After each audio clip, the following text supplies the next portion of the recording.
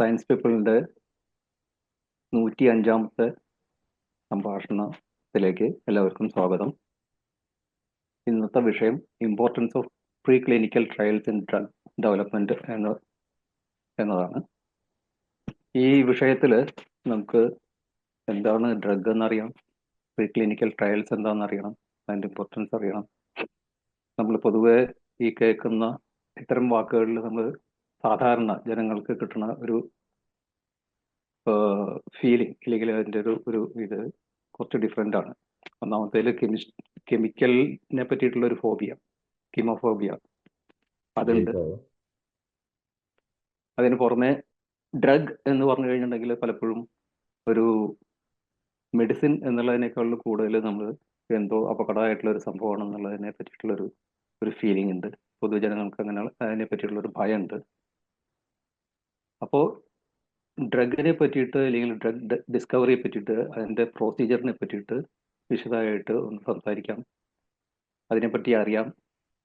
അപ്പോൾ അതേ ഫീൽഡിൽ വർക്ക് ചെയ്യുന്ന സ്നേഹദാസാണ് ഇന്ന് നമുക്ക് ഗസ്റ്റായിട്ട് വന്നിട്ടുള്ളത്. സ്നേഹദാസ് മൈക്രോബയോളജിയിൽ ഡിഗ്രി എടുത്തത്, അതിൽ തന്നെ PG എടുത്ത് ഇപ്പോൾ PhD ചെയ്യുകയാണ്. അമല ക്യാൻസർ ഇൻസ്റ്റിറ്റ്യൂട്ടിലാണ് അവർ PhD ചെയ്യുന്നത്. അവർ PhDയിൽ 2 പേറ്റന്റിന് അപ്ലൈ ചെയ്തിട്ടുണ്ട്. മാത്രമല്ല ജേർണലിൽ പല പബ്ലിക്കേഷൻസ് ചെയ്തിട്ടുണ്ട്. അപ്പോൾ നമുക്ക് സ്നേഹദാസിനെ സ്വാഗതം ചെയ്യാം. ആദ്യം തന്നെ ചോദിക്കുന്നത്, നമ്മൾ പല കെമിക്കൽ മോളിക്യൂളിനെ പറ്റിയിട്ടും നമ്മൾ കേട്ടിട്ടുണ്ട്. അപ്പോൾ കുറേ തരം എണ്ണിയാലൊടുങ്ങാത്ത അത്ര തരത്തിലുള്ള മോളിക്യൂൾസ് ഉണ്ടെന്ന് നമുക്കറിയാം. അപ്പോൾ ഒരു മോളിക്യൂള് അല്ലെങ്കിൽ ഒരു സെറ്റ് ഓഫ് മോളിക്യൂൾസ് അല്ലെങ്കിൽ സെറ്റ് ഓഫ് കോമ്പൗണ്ട്സ് ഒരു ഡ്രഗ് ആവണമെന്നുണ്ടെങ്കിൽ എന്താണ് യോഗ്യത? എന്ത് മനസ്സിലാക്കിയിട്ടാണ് അല്ലെങ്കിൽ എന്ത് ഉദ്ദേശിച്ചിട്ടാണ് നമ്മൾ ഇതിനെ ഒരു മോളിക്യൂളിൻ്റെ അല്ലെങ്കിൽ ഒരു സെറ്റ് ഓഫ് മോളിക്യൂൾസിന് ഡ്രഗ് ആണെന്ന് ഐഡന്റിഫൈ ചെയ്യാം? ഇതാണ് ആദ്യത്തെ ഒരു ചോദ്യം. അവിടെ നിന്ന് നമുക്ക് സ്റ്റാർട്ട് ചെയ്യാം. ഓക്കെ സാർ, ആദ്യം തന്നെ എനിക്ക് ഇങ്ങനത്തെ ഒരു അവസരം തന്ന സയൻസ് പീപ്പിളിന് ഒരുപാട് എൻ്റെ സംഘാടകർക്കും ഒരുപാട് നന്ദി അറിയിച്ചുകൊള്ളാണ്. ഇതിന്റെ ഫസ്റ്റ് ടൈം ആണ് ഇങ്ങനെ ഇത്രയും കുറച്ച് ആൾക്കാരോട് ഇങ്ങനെ സംസാരിക്കാം. സ്ലാം കഴിഞ്ഞതിന് ശേഷം സെക്കൻഡ് ടൈം ആണ് ഇങ്ങനെ സയൻസിനെ പറ്റി സംസാരിക്കാൻ പറ്റുന്നത്. ഇനി ഞാൻ ചിത്രത്തിലേക്ക് വരാം. സാർ നേരത്തെ പറഞ്ഞ പോലെ ഡ്രഗ് എന്ന് പറയുമ്പോൾ ഒരു മിസ്കൺസെപ്ഷൻ നമ്മളുടെ എല്ലാവരുടെ ഇടയിലുണ്ട്. ഡ്രഗ് എന്ന് പറഞ്ഞാൽ ഇന്നത്തെ ഒരു ട്രെൻഡ് അനുസരിച്ച് മയക്കുമരുന്ന് എന്നുള്ളൊരു തോട്ടിലേക്ക് പോകുന്ന പോലെ ആ വേർഡ് അങ്ങനെ കോമൺ ആയിരിക്കുകയാണ്. ഡ്രഗ് എന്ന് പറഞ്ഞാൽ ഡ്രഗ് അഡിക്റ്റ് അങ്ങനെയൊക്കെ പറയുമ്പോൾ ആ ഒരു തോട്ടിലേക്ക് പോയിരിക്കുകയാണ്. പക്ഷെ ശരിക്കും ഡ്രഗ് എന്ന് പറഞ്ഞാൽ എന്താണ്? അതിന് മുൻപ് ഞാൻ ആദ്യം തന്നെ പറഞ്ഞോട്ടെ, എന്റെ മിതമായ അറിവ് വെച്ചിട്ടുള്ള കാര്യങ്ങളാണ് ഞാൻ നിങ്ങളായിട്ട് പങ്കുവെക്കുന്നത്. ചിലപ്പോൾ നിങ്ങൾക്ക് എന്നെക്കാട്ടിലും കൂടുതൽ അറിവായിരിക്കാം. അപ്പൊ അതെനിക്ക് തിരിച്ചും കിട്ടുമെന്ന പ്രതീക്ഷയിലാണ് ഞാൻ നിങ്ങളോട് ഉത്തരം തന്നെ തരുന്നത്. അപ്പൊ നമുക്ക് ഡ്രഗിന്റെ ആ ഒരു ഡീറ്റെയിൽസിലേക്ക് വരാം. ഡ്രഗ് എന്ന് പറഞ്ഞാൽ ഒരു കെമിക്കലാണ്. സാർ പറഞ്ഞതുപോലെ ഒരുപാട് കോമ്പൗണ്ടുകൾ ഉണ്ടെന്ന് പറഞ്ഞല്ലേ. അപ്പൊ എവിടെ നിന്നാണ് ഈ കോമ്പൗണ്ടുകൾ വരുന്നത്? അതാണ് നമ്മുടെ ആദ്യത്തെ ഒരു ചോദ്യം എന്ന് പറയുന്നത്. എവിടെ നിന്നാണ് ഈ കോമ്പൗണ്ടുകൾ നമ്മൾ കിട്ടുന്നത്? എല്ലാം കെമിക്കലി സിന്തറ്റിക് ആയിട്ട് കിട്ടുന്ന സാധനങ്ങളാണ്? അല്ല, നമ്മൾക്ക് നേച്ചറിൽ നിന്ന് തന്നെ കിട്ടുന്ന ഒരുപാട് കോമ്പൗണ്ടുകളാണ്. അപ്പൊ ഈ നേച്ചറിൽ നിന്ന് നമ്മൾ ഇതിനെ ഐഡന്റിഫൈ ചെയ്യണം. ഇതൊക്കെ നമ്മൾക്ക് പറയുന്നതിനെക്കാട്ടിലും കുറെ വർഷങ്ങൾ എടുക്കുന്ന ഒരു പ്രൊസീജിയറാണ് നമ്മളൊരു കോമ്പൗണ്ടിനെ, ഒരു ഡ്രഗിനെ ഐഡന്റിഫൈ ചെയ്യുക എന്ന് പറയുന്നത്. അപ്പോൾ നമുക്ക് ആദ്യം ചെയ്യേണ്ട ഒരു കാര്യം, ഡ്രഗ് കണ്ടുപിടിച്ച് എന്തിനുള്ള ഡ്രഗിനെയാണ് നമ്മൾ ആദ്യം രൂപീകരിക്കേണ്ടത്? നമുക്ക് ആദ്യം ആവശ്യം വേണം. എന്ത് അസുഖത്തിന് വേണ്ടിയിട്ടാണ് നമ്മളൊരു ഡ്രഗ് രൂപീകരിക്കേണ്ടത് എന്നുള്ളൊരു ചിന്തയാണ് ആദ്യം നമ്മളെ മൈൻഡിൽ പോകുന്നത്. ഇപ്പൊ നമ്മളൊരു ക്യാൻസറിനുള്ള ഡ്രഗാണ് നമ്മൾ ഉണ്ടാക്കുന്നതെങ്കിൽ ആ ക്യാൻസറിന് അതിന്റെ പർപ്പസ് ചെയ്യുന്ന ഒരു ഡ്രഗിനെ നമ്മൾ ഐഡന്റിഫൈ ചെയ്യുക എന്നുള്ളതാണ്. ഇനി ഇതിന്റെ കുറെ സ്റ്റേജസിലാണ് നമ്മളൊരു ഡ്രഗ് അതൊരു സ്യൂട്ടബിൾ കാൻഡിഡേറ്റ് ആണ് എന്ന് പറയുക. അതായത് അതിന് നമ്മൾ കുറെ കമ്പ്യൂട്ടറിന്റെ സഹായത്തോടു കൂടി, കുറെ സോഫ്റ്റ്വെയറിന്റെ സഹായത്തോടു കൂടി, കെമിസ്ട്രിയുടെ സഹായത്തോടു കൂടിയിട്ടൊക്കെ നമ്മൾ ഈ ഒരു ഡ്രഗ് ഒരു സ്യൂട്ടബിൾ കാൻഡിഡേറ്റ് ആണെന്ന് നമുക്ക് പറയാൻ സാധിക്കും. ബയോളജിയിലേക്ക് കടക്കുന്നതിന് മുൻപേ ഒരു കെമിസ്ട്രിയുടെ സഹായം, കെമിസ്ട്രി എന്നുള്ളൊരു പോർഷൻ കടന്നിട്ടാണ് നമ്മൾ പിന്നെ ബയോളജിയിലേക്ക് ഒരു ഡ്രഗ് ഡെവലപ്മെന്റ് സ്റ്റേജിലേക്ക് എത്തുന്നത്. അതായത് നമുക്ക് ഒരു പറ്റം കോമ്പൗണ്ടുകൾ, ഒരു ചെടി എടുക്കുകയാണെങ്കിൽ ആ ചെടിയിൽ ഒരു പറ്റം കോമ്പൗണ്ടുകൾ ഉണ്ടായിരിക്കും. അല്ലെങ്കിൽ ചെടി ആയിക്കോട്ടെ, മേ ബി ബാക്ടീരിയയിൽ നിന്നും ഡ്രഗുകൾ ഡെവലപ്പ് ചെയ്യുന്നുണ്ട്. അപ്പോൾ അതിൽ നിന്നും ഒരുപാട് കോമ്പൗണ്ട്സ് ഉണ്ടായിരിക്കും. ആ കോമ്പൗണ്ടിന്റെ സ്ട്രക്ചറുകൾ നമ്മൾ ഐഡന്റിഫൈ ചെയ്തിട്ട് ഒരു ഡാറ്റാ ബാങ്കിൽ സേവ്ഡ് ആണ് അതെല്ലാം. പബ്കെം, അതുപോലെ പ്രോട്ടീൻ ഡാറ്റാ ബാങ്ക് എന്ന് പറഞ്ഞിട്ടുള്ള ഡാറ്റാ ബാങ്കിൽ പബ്കെമിൽ കെമിക്കലുകളുടെ സ്ട്രക്ചർ സേവ്ഡ് ആണ്.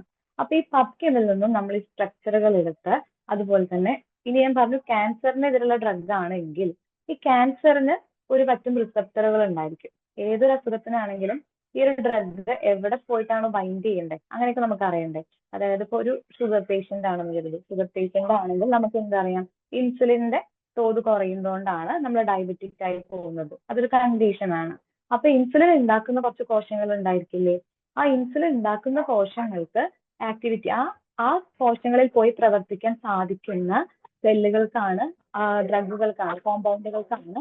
അപ്പൊ ഡയബറ്റിസിന് എഗെയിൻസ്റ്റ് ആയിട്ട് നമുക്ക് എന്ത് ചെയ്യാൻ പറ്റുള്ളൂ, ഒരു മരുന്നായിട്ട് ഉപയോഗിക്കാൻ പറ്റും. അപ്പൊ നമുക്ക് ഒരു ഡ്രഗ് നമുക്ക് ഡയബറ്റിസിന് എഗെയിൻസ്റ്റ് ആയിട്ട് ഉപയോഗിക്കണം എന്നുണ്ടെങ്കിൽ എന്ത് വേണം, ആ ഇൻസുലിൻ പ്രൊഡ്യൂസ് ചെയ്യുന്ന പാൻക്രിയാറ്റിക് ബീറ്റാ സെൽസിലോട്ട് പോയിട്ട് ബൈൻഡ് ചെയ്യാൻ കഴിവുള്ള കോമ്പൗണ്ടുകളായിരിക്കണം. അപ്പൊ നമ്മൾ എന്ത് ചെയ്യണമെങ്കിൽ ആ പാൻക്രിയാറ്റിക് ബീറ്റാ സെൽസിൽ ഈ കോമ്പൗണ്ടുമായിട്ട് ബൈൻഡ് ചെയ്യുന്ന കുറച്ച് റിസപ്റ്ററുകൾ ആവശ്യമാണ്. ഇങ്ങനെയുള്ള ആ റിസപ്റ്ററുകളും അതുപോലെ തന്നെ ഈ കോമ്പൗണ്ടും തമ്മിലുള്ള ബൈൻഡിങ്ങും അവരും തമ്മിലുള്ള ഇന്ററാക്ഷൻസ് ഒക്കെ പഠിക്കുന്നതിന് ഒരു സ്റ്റഡി ഉണ്ട്. ആ പഠനത്തിന്റെ പേരാണ് ഇൻ സിലിക്കോ സ്റ്റഡീസ് എന്ന് പറയുന്നത്. ഇതൊരു കമ്പ്യൂട്ടേഷണൽ മെത്തേഡാണ്. അപ്പൊ നമ്മൾ ആദ്യം കോമ്പൗണ്ടുകൾ എടുക്കുന്നു. അപ്പൊ എന്റെ എക്സ്പീരിയൻസ് വെച്ച് പറയുകയാണെങ്കിൽ, ഇപ്പൊ ഞങ്ങൾ അവിടെ വർക്ക് ചെയ്യുന്നത് മഷ്റൂംസിലാണ്. അപ്പൊ നമ്മൾ അതിൽ നിന്നും മഷ്റൂംസിൽ ഏതൊക്കെ കോമ്പൗണ്ടുകൾ ഉണ്ടെന്ന് അറിയണം. അപ്പൊ മഷ്റൂംസിന് നമ്മൾ അതിന്റെ എക്സ്ട്രാക്റ്റുകൾ എടുക്കുന്നു. എക്സ്ട്രാക്ട് എടുത്തിട്ട് നമ്മൾ അതിനെ LC-MS അല്ലെങ്കിൽ കോമ്പൗണ്ട് ഐഡന്റിഫിക്കേഷനോ വിടും. ആ കോമ്പൗണ്ട് ഐഡന്റിഫിക്കേഷൻ ചെയ്യുന്ന സമയത്ത് ആ മഷ്റൂമിൽ അടങ്ങിയിട്ടുള്ള ഒരു പറ്റം കോമ്പൗണ്ടുകളെ നമുക്ക് കിട്ടും. ചിലപ്പോൾ അത് 100 ആവാം, 200 ആവാം, 1000 ആവാം. അത്രയും കോമ്പൗണ്ടുകളും അതിന്റെ സ്ട്രക്ചറും നമുക്ക് കിട്ടും. ആ കിട്ടിയതിനു ശേഷം അതിൽ നിന്നും നമ്മൾ പൊട്ടൻഷ്യലി ആ സ്ട്രക്ചറിലേക്ക് ബേസ് ചെയ്തിട്ട് ഈ റിസപ്റ്ററുമായി ബൈൻഡ് ചെയ്യാൻ ആ കോമ്പൗണ്ടിന് സാധിക്കുന്നുണ്ടോ എന്നറിയാനായിട്ട് നമ്മൾ ഇൻ സിലിക്കോ സ്റ്റഡീസ് നടത്തി നോക്കും. ഇതാണ് കമ്പ്യൂട്ടേഷണൽ മെത്തേഡ്. ഒരുപാട് സോഫ്റ്റ്വെയർസ് ഉണ്ട്. ഓട്ടോഡോക്ക് എന്ന് പറയുന്ന അങ്ങനത്തെ തുടർന്നുള്ള കുറച്ച് സോഫ്റ്റ്വെയർസ് ഉണ്ട്. ആ സോഫ്റ്റ്വെയറിന്റെ ഒക്കെ സഹായത്തോടു കൂടി ഇവർ ബൈൻഡിങ് നടക്കുന്നുണ്ടോ എന്നുള്ളത് നമ്മൾ കണ്ടുപിടിക്കും. അങ്ങനെയാണ് നമ്മൾ പൊട്ടൻഷ്യൽ ഡ്രഗ് കാൻഡിഡേറ്റിനെ നമ്മൾ കണ്ടുപിടിക്കുന്നത്. അതായത് ഒരു 1000-ഓളം കോമ്പൗണ്ടിൽ നിന്നും നമ്മളൊരു 10 25 കോമ്പൗണ്ടുകളിലേക്ക് ചുരുങ്ങും ഈ ഇൻസിലിക്കോ സ്റ്റഡീസ് കഴിയുമ്പോൾ. അവരായിരിക്കും നമ്മൾ ലീഡുകൾ അല്ലെങ്കിൽ ഹിറ്റ്സ് എന്ന് പറയുന്നത്. അങ്ങനെയാണ് ഡ്രഗിനെ, ഒരു കെമിക്കൽ കോമ്പൗണ്ടിനെ അതൊരു സ്യൂട്ടബിൾ കാൻഡിഡേറ്റ് ആയിട്ട് നമ്മൾ ചൂസ് ചെയ്ത് വരുന്നത്. ഇത്ര ക്ലിയർ ആയി എന്ന് കരുതുന്നു. തീർച്ചയായിട്ടും അത് വളരെ ക്ലിയർ ആണ്. ഇപ്പോൾ അതിലിപ്പോൾ പറഞ്ഞു, ഇപ്പോൾ 1000-ലോ അല്ലെങ്കിൽ 100-ഓ കണക്കിനുള്ള മോളിക്യൂളിൽ നിന്ന് നമ്മൾ 10-ഓ 20-ഓ നമ്മൾ ഐഡന്റിഫൈ ചെയ്യും. ഇതാണ് പോസിബിൾ കാൻഡിഡേറ്റ്സ്. ഇനി അങ്ങനെ ഒരു മോളിക്യൂളുകൾ കണ്ടുപിടിച്ചു കഴിഞ്ഞിട്ടുണ്ടെങ്കിൽ പിന്നെ എന്തൊക്കെയാണ് സ്റ്റെപ്സ്? കമ്പ്യൂട്ടേഷണൽ ഇതിൽ നമ്മൾ കുറച്ച് കണ്ടുപിടിച്ചു. ഇനി എന്താണ് അടുത്ത സ്റ്റെപ്പ്? അതായത് നമ്മളെ ഡ്രഗിന്റെ മെയിൻ പർപ്പസ് എന്ന് പറയുമ്പോൾ ഒരു അസുഖത്തിനെ ട്രീറ്റ് ചെയ്യുക അല്ലെങ്കിൽ ഒരു സിറ്റുവേഷനെ ട്രീറ്റ് ചെയ്യുക എന്നുള്ളതാണ്. അതിന് എഗെയിൻസ്റ്റ് ആയിട്ട് ഒരു സിറ്റുവേഷനെ കൗണ്ടറാക്ട് ചെയ്യാനായിട്ട്, ഒരു മോശം ഒരു ഹാംഫുൾ എഫക്റ്റിനെ കളയാനായിട്ട് കൊണ്ടുവരിക എന്നുള്ള നമ്മുടെ എയിം എന്ന് പറയുന്നത്. അത് ക്യാൻസർ ആയിക്കോട്ടെ, കാർഡിയോവാസ്കുലർ ഡിസീസ് ആയിക്കോട്ടെ, കിഡ്നി നെഫ്രോഡ് റിലേറ്റഡ് ഡിസീസസ് ആയിക്കോട്ടെ, എന്താണെങ്കിലും. അപ്പൊ നമുക്ക് ആവശ്യം അതൊരു മനുഷ്യനിൽ കൊടുക്കുക എന്നുള്ളതാണ്, ഒരു ഹ്യൂമൻ ബീങ്ങിന് അത് കൊടുക്കുക എന്നുള്ളതാണ്. നമ്മൾ ഇങ്ങനെയൊന്ന് ഐഡന്റിഫൈ ചെയ്തിട്ട് നേരിട്ട് പോയി കൊടുത്താൽ ആരും തന്നെ ഇത് സ്വീകരിക്കില്ല. അതിൽ ഒരുപാട് എത്തിക്കൽ കൺസേണുകളും കാര്യങ്ങളും ഒക്കെ തന്നെ ഉണ്ട്. അപ്പൊ നമ്മൾ ആദ്യം ചെയ്യേണ്ടത്, നമ്മളിപ്പോ 25-ഓളം കോമ്പൗണ്ടുകളെ ചൂസ് ചെയ്തു എന്ന് പറഞ്ഞല്ലോ, ആ ലീഡുകൾ എത്രത്തോളം നമുക്കൊരു ജീവനുള്ള വസ്തുവിൽ കൊടുത്താൽ എത്രത്തോളം അത് ടോക്സിക് അല്ല എന്ന് അറിയണം. അതായത് ആദ്യം അത് അതിന്റെ ഗുണം കാണിക്കുന്നുണ്ടോ എന്ന് അറിയുന്നതിന് മുൻപേ അത് യാതൊരു വിധത്തിലും ടോക്സിറ്റി കാണിക്കുന്നില്ല, ഒരു ദോഷവും കാണിക്കുന്നില്ല എന്നറിയണം. അതിന് നമുക്ക് പ്രീ ക്ലിനിക്കൽ സ്റ്റഡീസ് ആവശ്യമാണ്. ആദ്യമേ നമുക്ക് എന്ത് ചെയ്യാൻ പറ്റില്ല, ഒരു മനുഷ്യനിൽ പോയി കൊടുത്തു നോക്കാൻ പറ്റില്ല. അത് ക്ലിനിക്കൽ ട്രയലുകളാണ്. അതിന് തൊട്ട് മുന്നോടിയായിട്ട് നമ്മൾ പ്രീ ക്ലിനിക്കൽ ട്രയലിലേക്ക് പോകണം. ഈ പ്രീ ക്ലിനിക്കൽ സ്റ്റഡീസ് എന്ന് പറയുമ്പോൾ നമ്മൾ ചെയ്യുന്നത് നേരത്തെ പറഞ്ഞ ഇൻസിലിക്കോ സ്റ്റഡീസ്, അതുപോലെ തന്നെ ഇൻ വിട്രോ സ്റ്റഡീസ്, പിന്നെ in vivo studies, X vivo studies, അങ്ങനെ നീണ്ടുപോകുന്നൊരു തരം പ്രീ ക്ലിനിക്കൽ ഒരു സെറ്റ് ഓഫ് സ്റ്റഡീസ് ആണ്. പിന്നെ ഇൻസിലിക്കോ സ്റ്റഡീസ് ഞാൻ കുറച്ച് മുന്നേ പറഞ്ഞിരുന്നു. ഇനി നമ്മൾ പറയാൻ പോകുന്നത് ഇൻ വിട്രോ സ്റ്റഡീസിനെ കുറിച്ചാണ്. ഇൻ വിട്രോ സ്റ്റഡീസ് എന്ന് പറഞ്ഞാൽ സെൽ ലൈൻസിൽ നമ്മൾ എന്ത് ചെയ്യുകയാണ്, സ്റ്റഡി നടത്തിക്കൊണ്ടിരിക്കുക. അതായത് ഇപ്പൊ നമ്മളൊരു ഹൃദയത്തിന്റെ ഹാർട്ട് സെൽസിനെയാണ് നമ്മൾ അപ്പോൾ നമ്മൾ ഇൻവിട്രോ സ്റ്റഡീസിനെ കുറിച്ച് പറയുമ്പോൾ ഇൻവിട്രോ സ്റ്റഡീസ് എന്ന് പറയുമ്പോൾ നമ്മൾ ഹാർട്ടിന്റെ ഒരു ഡിസീസ് ഉണ്ട്, കാർഡിയോവാസ്കുലർ ഡിസീസുകളുണ്ട്. ഈ കാർഡിയോവാസ്കുലർ ഡിസീസിനുള്ള ഒരു മരുന്നാണ് നമ്മൾ കണ്ടുപിടിക്കുന്നതെങ്കിൽ ആ കാർഡിയോവാസ്കുലർ ഡിസീസിന്റെ മരുന്നുകൾ കണ്ടുപിടിക്കുമ്പോൾ ഹാർട്ട് സെൽസിനെയാണ് നമ്മൾ ഫോക്കസ് ചെയ്യുന്നത്. അതായത് കാർഡിയോ മയോസൈറ്റുകൾ എന്ന് പറയുന്ന ഹാർട്ട് സെൽസിനെയാണ് നമ്മൾ അവിടെ ഫോക്കസ് ചെയ്തുകൊണ്ട് വരുന്നത്. അപ്പൊ നമ്മൾ എന്ത് ചെയ്യുമെങ്കിൽ ആ ഹാർട്ട് സെൽസിനെ നമുക്ക് ലാബ് കണ്ടീഷനിൽ പെട്രി പ്ലേറ്റ്സിൽ അല്ലെങ്കിൽ നമ്മളുടെ ടാസൻ T25 ഫ്ലാസ്കുകളിൽ നമുക്ക് ഇവരെ വളർത്താൻ സാധിക്കും. അങ്ങനെ നമ്മളെ സെല്ലുകളെ ഈ ഹാർട്ട് സെൽസിനെ മാത്രം നമ്മൾ എന്ത് ചെയ്യാണ്, ലീവിങ് തന്നെയാണ് ഇവര് ആ ഹാർട്ട്, പക്ഷെ ലിവിങ് സിസ്റ്റത്തിന്റെ ഉള്ളിലല്ല, പക്ഷെ അത് ലൈവ് ആയിട്ടുള്ള സെല്ലുകളാണ്. അവരെ നമ്മൾ ഒരു ട്യൂബ് കണ്ടീഷൻസിൽ അല്ലെങ്കിൽ ഫ്ലാസ്കിലോ പെട്രി ഡിഷസിലോ നമ്മൾ അവരെ പ്രോപ്പർ മീഡിയം കണ്ടീഷൻസൊക്കെ കൊടുത്ത് വളർത്തും. എന്നിട്ട് നമ്മൾ നമ്മുടെ ഡ്രഗ് അവർക്ക് ട്രീറ്റ് ചെയ്ത് നോക്കും. എന്നിട്ട് അതിന്റെ ഡോസുകളും കാര്യങ്ങളും ഒക്കെ അറിയുന്നതാണ് ഇൻവിട്രോ സ്റ്റഡീസ് എന്ന് പറയുന്നത്, ടെസ്റ്റ് ട്യൂബ് സ്റ്റഡികൾ എന്ന് പറയുന്നു. അടുത്തത് ഇൻവൈവോ സ്റ്റഡീസ് ആണ്. ഇൻവൈവോ സ്റ്റഡീസ് എന്ന് പറയുമ്പോൾ അതായത് ഒരു ഡ്രഗ് ഇൻവിട്രോ സ്റ്റഡീസിൽ അതിന്റെ ആക്ടിവിറ്റി കാണിച്ചാൽ കൂടെയും ചിലപ്പോൾ ഇൻവൈവോ സ്റ്റഡീസിലേക്ക് വരുമ്പോൾ നമ്മൾ പ്രതീക്ഷിച്ച പോലത്തെ റിസൾട്ടുകൾ ആയിരിക്കില്ല വരിക. അതായത് ഒരു സെല്ലിൽ, ഇപ്പൊ ഹാർട്ടിന്റെ സെല്ല് മാത്രം ഇരുന്ന് വർക്ക് ചെയ്യല്ല. നമ്മുടെ ശരീരം, ഒരു മനുഷ്യ ശരീരം എന്ന് പറയുമ്പോൾ ഹാർട്ടിന്റെ സെല്ലിന്റെ വർക്കിങ്ങിനോട് കൂടി കിഡ്നിയും ലിവറും ബ്രെയിനും എല്ലാതും ഒരുമിച്ചുള്ള ഒരു സിസ്റ്റമാണ്, ലിവിങ് സിസ്റ്റമാണ് നമ്മുടെ. അപ്പോൾ ഒറ്റയ്ക്ക് ഇരുന്ന് വർക്ക് ചെയ്യുന്നതും കൂട്ടത്തോടെ ഇരുന്ന് വർക്ക് ചെയ്യുന്നതും രണ്ട് ഡിഫറെന്റ് കണ്ടീഷൻസ് ആണ് ഉണ്ടാക്കുക. അപ്പൊ ലിവിങ് സിസ്റ്റത്തിൽ അതായത് ഇൻവൈവോ ടെസ്റ്റുകൾ എന്ന് പറയുന്നത് ലിവിങ് ഓർഗാനിസത്തിൽ ചെയ്യുന്നതാണ്. അതായത് മറ്റേത് ലിവിങ് സെൽഫിൽ ചെയ്യുന്നു നമ്മള്, പക്ഷെ ഇതൊരു ലിവിങ് സിസ്റ്റത്തിലാണ് നമ്മൾ ചെയ്യുന്നത്. അതാണ് പ്രീ ക്ലിനിക്കൽ സ്റ്റഡീസിൽ സെക്കൻഡ് പാർട്ട് ഉണ്ട്, ഇൻവൈവോ സ്റ്റഡീസ് എന്ന് പറയുന്നത്. അത് നമ്മൾ കൂടുതലായിട്ടും ചൂസ് ചെയ്യുന്നത് റോഡന്റുകളെയാണ്. റോഡന്റ് എന്ന് പറയുമ്പോൾ എലികള്, മൈസ്, ഫാറ്റ് മൈസ്, അതുപോലെ ഗിനി പിഗുകൾ, ഹാംസ്റ്റേഴ്സ്, അങ്ങനെ നീണ്ടുപോകുന്ന മൊയിലുകൾ, റാബിറ്റ്, അവരെയൊക്കെയാണ് നമ്മൾ സാധാരണ നമ്മൾ സ്റ്റഡീസിന് യൂസ് ചെയ്യാറുള്ളത്. ചില കേസുകളിൽ 99% സ്റ്റഡീസിലും യൂസ് ചെയ്യുന്ന റോഡൻസിനെയാണ്. പക്ഷെ ചില കേസുകളിൽ 0.2% നമ്മൾ പ്രൈമേറ്റുകളെ, നോൺ ഹ്യൂമൻ പ്രൈമേറ്റുകളെ, അതായത് ചിമ്പാൻസീസ്, മെക്കാവ്, അങ്ങനത്തെ ഉള്ള സാധനങ്ങളെയാണ് നമ്മൾ അങ്ങനെ ഒരു, കാരണം നമ്മളോട് കുറച്ചും കൂടെ റിലേറ്റഡ്നെസ് എത്രയായാലും ഇതിനെക്കാട്ടിലും കൂടുതൽ എയ്പ്സിനും ചിമ്പാൻസിക്കൊക്കെയാണ്. അപ്പൊ അതും 0.2% ഉള്ളൂ. കാരണം എത്തിക്കൽ കൺസേൺ അവിടെ കുറച്ചധികം കൂടുതലാണ്. പിന്നെ നമുക്ക് അവരെ മെയിൻറ്റെയിൻ ചെയ്ത് കൊണ്ടുവരാനുള്ളൊക്കെ ബുദ്ധിമുട്ടുകളുണ്ട്. അതുകൊണ്ട് ഏറ്റവും നമ്മൾ പ്രിഫർ ചെയ്യുന്നത്, റിസർച്ചേഴ്സ് എപ്പോഴും പ്രിഫർ ചെയ്യുക റോഡൻസിനെയാണ്. അതിൽ തന്നെ ഏറ്റവും പ്രിഫർ ചെയ്യുന്നത് റാറ്റുകളെയോ മൈസുകളെയാണ്. കാരണം ബ്രീഡിങ് നമുക്ക് പെട്ടെന്ന് നടത്താൻ സാധിക്കും. അതുപോലെ തന്നെ അവരുടെ മെയിൻ്റനൻസ് നമുക്ക് ലോ കോസ്റ്റിൽ ചെയ്യാൻ പറ്റുന്നതാണ്. പിന്നെ ജനറേഷൻ പെട്ടെന്ന് തന്നെ, ഇപ്പോൾ ഒരു റാറ്റിൽ 10-15 കുട്ടികൾ അറ്റ് എ ടൈം ഉണ്ടാവുന്നു, പെട്ടെന്ന് തന്നെ നമുക്ക് നമ്മുടെ സ്റ്റഡിയുടെ അടുത്തൊരു ജനറേഷൻ സ്റ്റഡി വരെ നമുക്ക് വേഗം ചെയ്തെടുക്കാൻ സാധിക്കും. അതുകൊണ്ടൊക്കെ റോഡൻസിനെ നമ്മൾ പ്രിഫർ ചെയ്യുന്നു. അതാണ് ഇൻവൈവോ സ്റ്റഡീസ് എന്ന് പറയുന്നത്. ആ ഇൻവൈവോ സ്റ്റഡീസിൽ പ്രീ ക്ലിനിക്കൽ ട്രയൽ കഴിഞ്ഞ് നമ്മളൊരു ഡ്രഗിന്റെ സേഫ്റ്റി ഡോസും ടോക്സിറ്റി ലിമിറ്റും എല്ലാം അറിഞ്ഞ് കഴിഞ്ഞതിന് ശേഷം മാത്രമാണ് നമുക്കൊരു അപ്ലിക്കേഷൻ കൊടുത്തതിന് ശേഷം, നമുക്കൊരു ന്യൂ ഡ്രഗ് ഡെവലപ്മെന്റ് അപ്ലിക്കേഷൻ കൊടുത്തതിന് ശേഷം നമുക്കതൊരു ക്ലിനിക്കൽ ട്രയലിലേക്ക് പോകാൻ പറ്റുള്ളൂ. ക്ലിനിക്കൽ ട്രയലിന് പല പല ഫേസുകളായിട്ട് നമുക്ക് ചെയ്യാൻ സാധിക്കുള്ളൂ. അങ്ങനെയാണ്. ഓക്കെ. അപ്പോ പ്രീ ക്ലിനിക്കൽ സ്റ്റഡീസ് ഉണ്ട്, അത് കഴിഞ്ഞിട്ട് ക്ലിനിക്കൽ സ്റ്റഡീസ് ഉണ്ട്. ഈ പ്രീ ക്ലിനിക്കൽ സ്റ്റഡീസ് എന്ന് പറയുന്നത് തന്നെയാണോ ഈ അനിമൽ സ്റ്റഡീസ്? പ്രീ ക്ലിനിക്കൽ സ്റ്റഡീസിൽ വരുന്നതാണ് ഇൻ സിലിക്കോ, ഇൻവിട്രോ, ഇൻവൈവോ. ഇൻവൈവോയിൽ വരുന്നതാണ് അനിമൽ സ്റ്റഡീസ് എന്ന് പറയുന്നത്. അത് പല പല മോഡൽസ് ഉണ്ട്. അതായത് ഓരോ സ്റ്റഡിക്കും ഓരോരോ മോഡൽസ് ആണ്. എന്റെ എക്സ്പീരിയൻസിലുള്ള കുറച്ച് മോഡൽസ് ഞാൻ ഷെയർ ചെയ്യാം.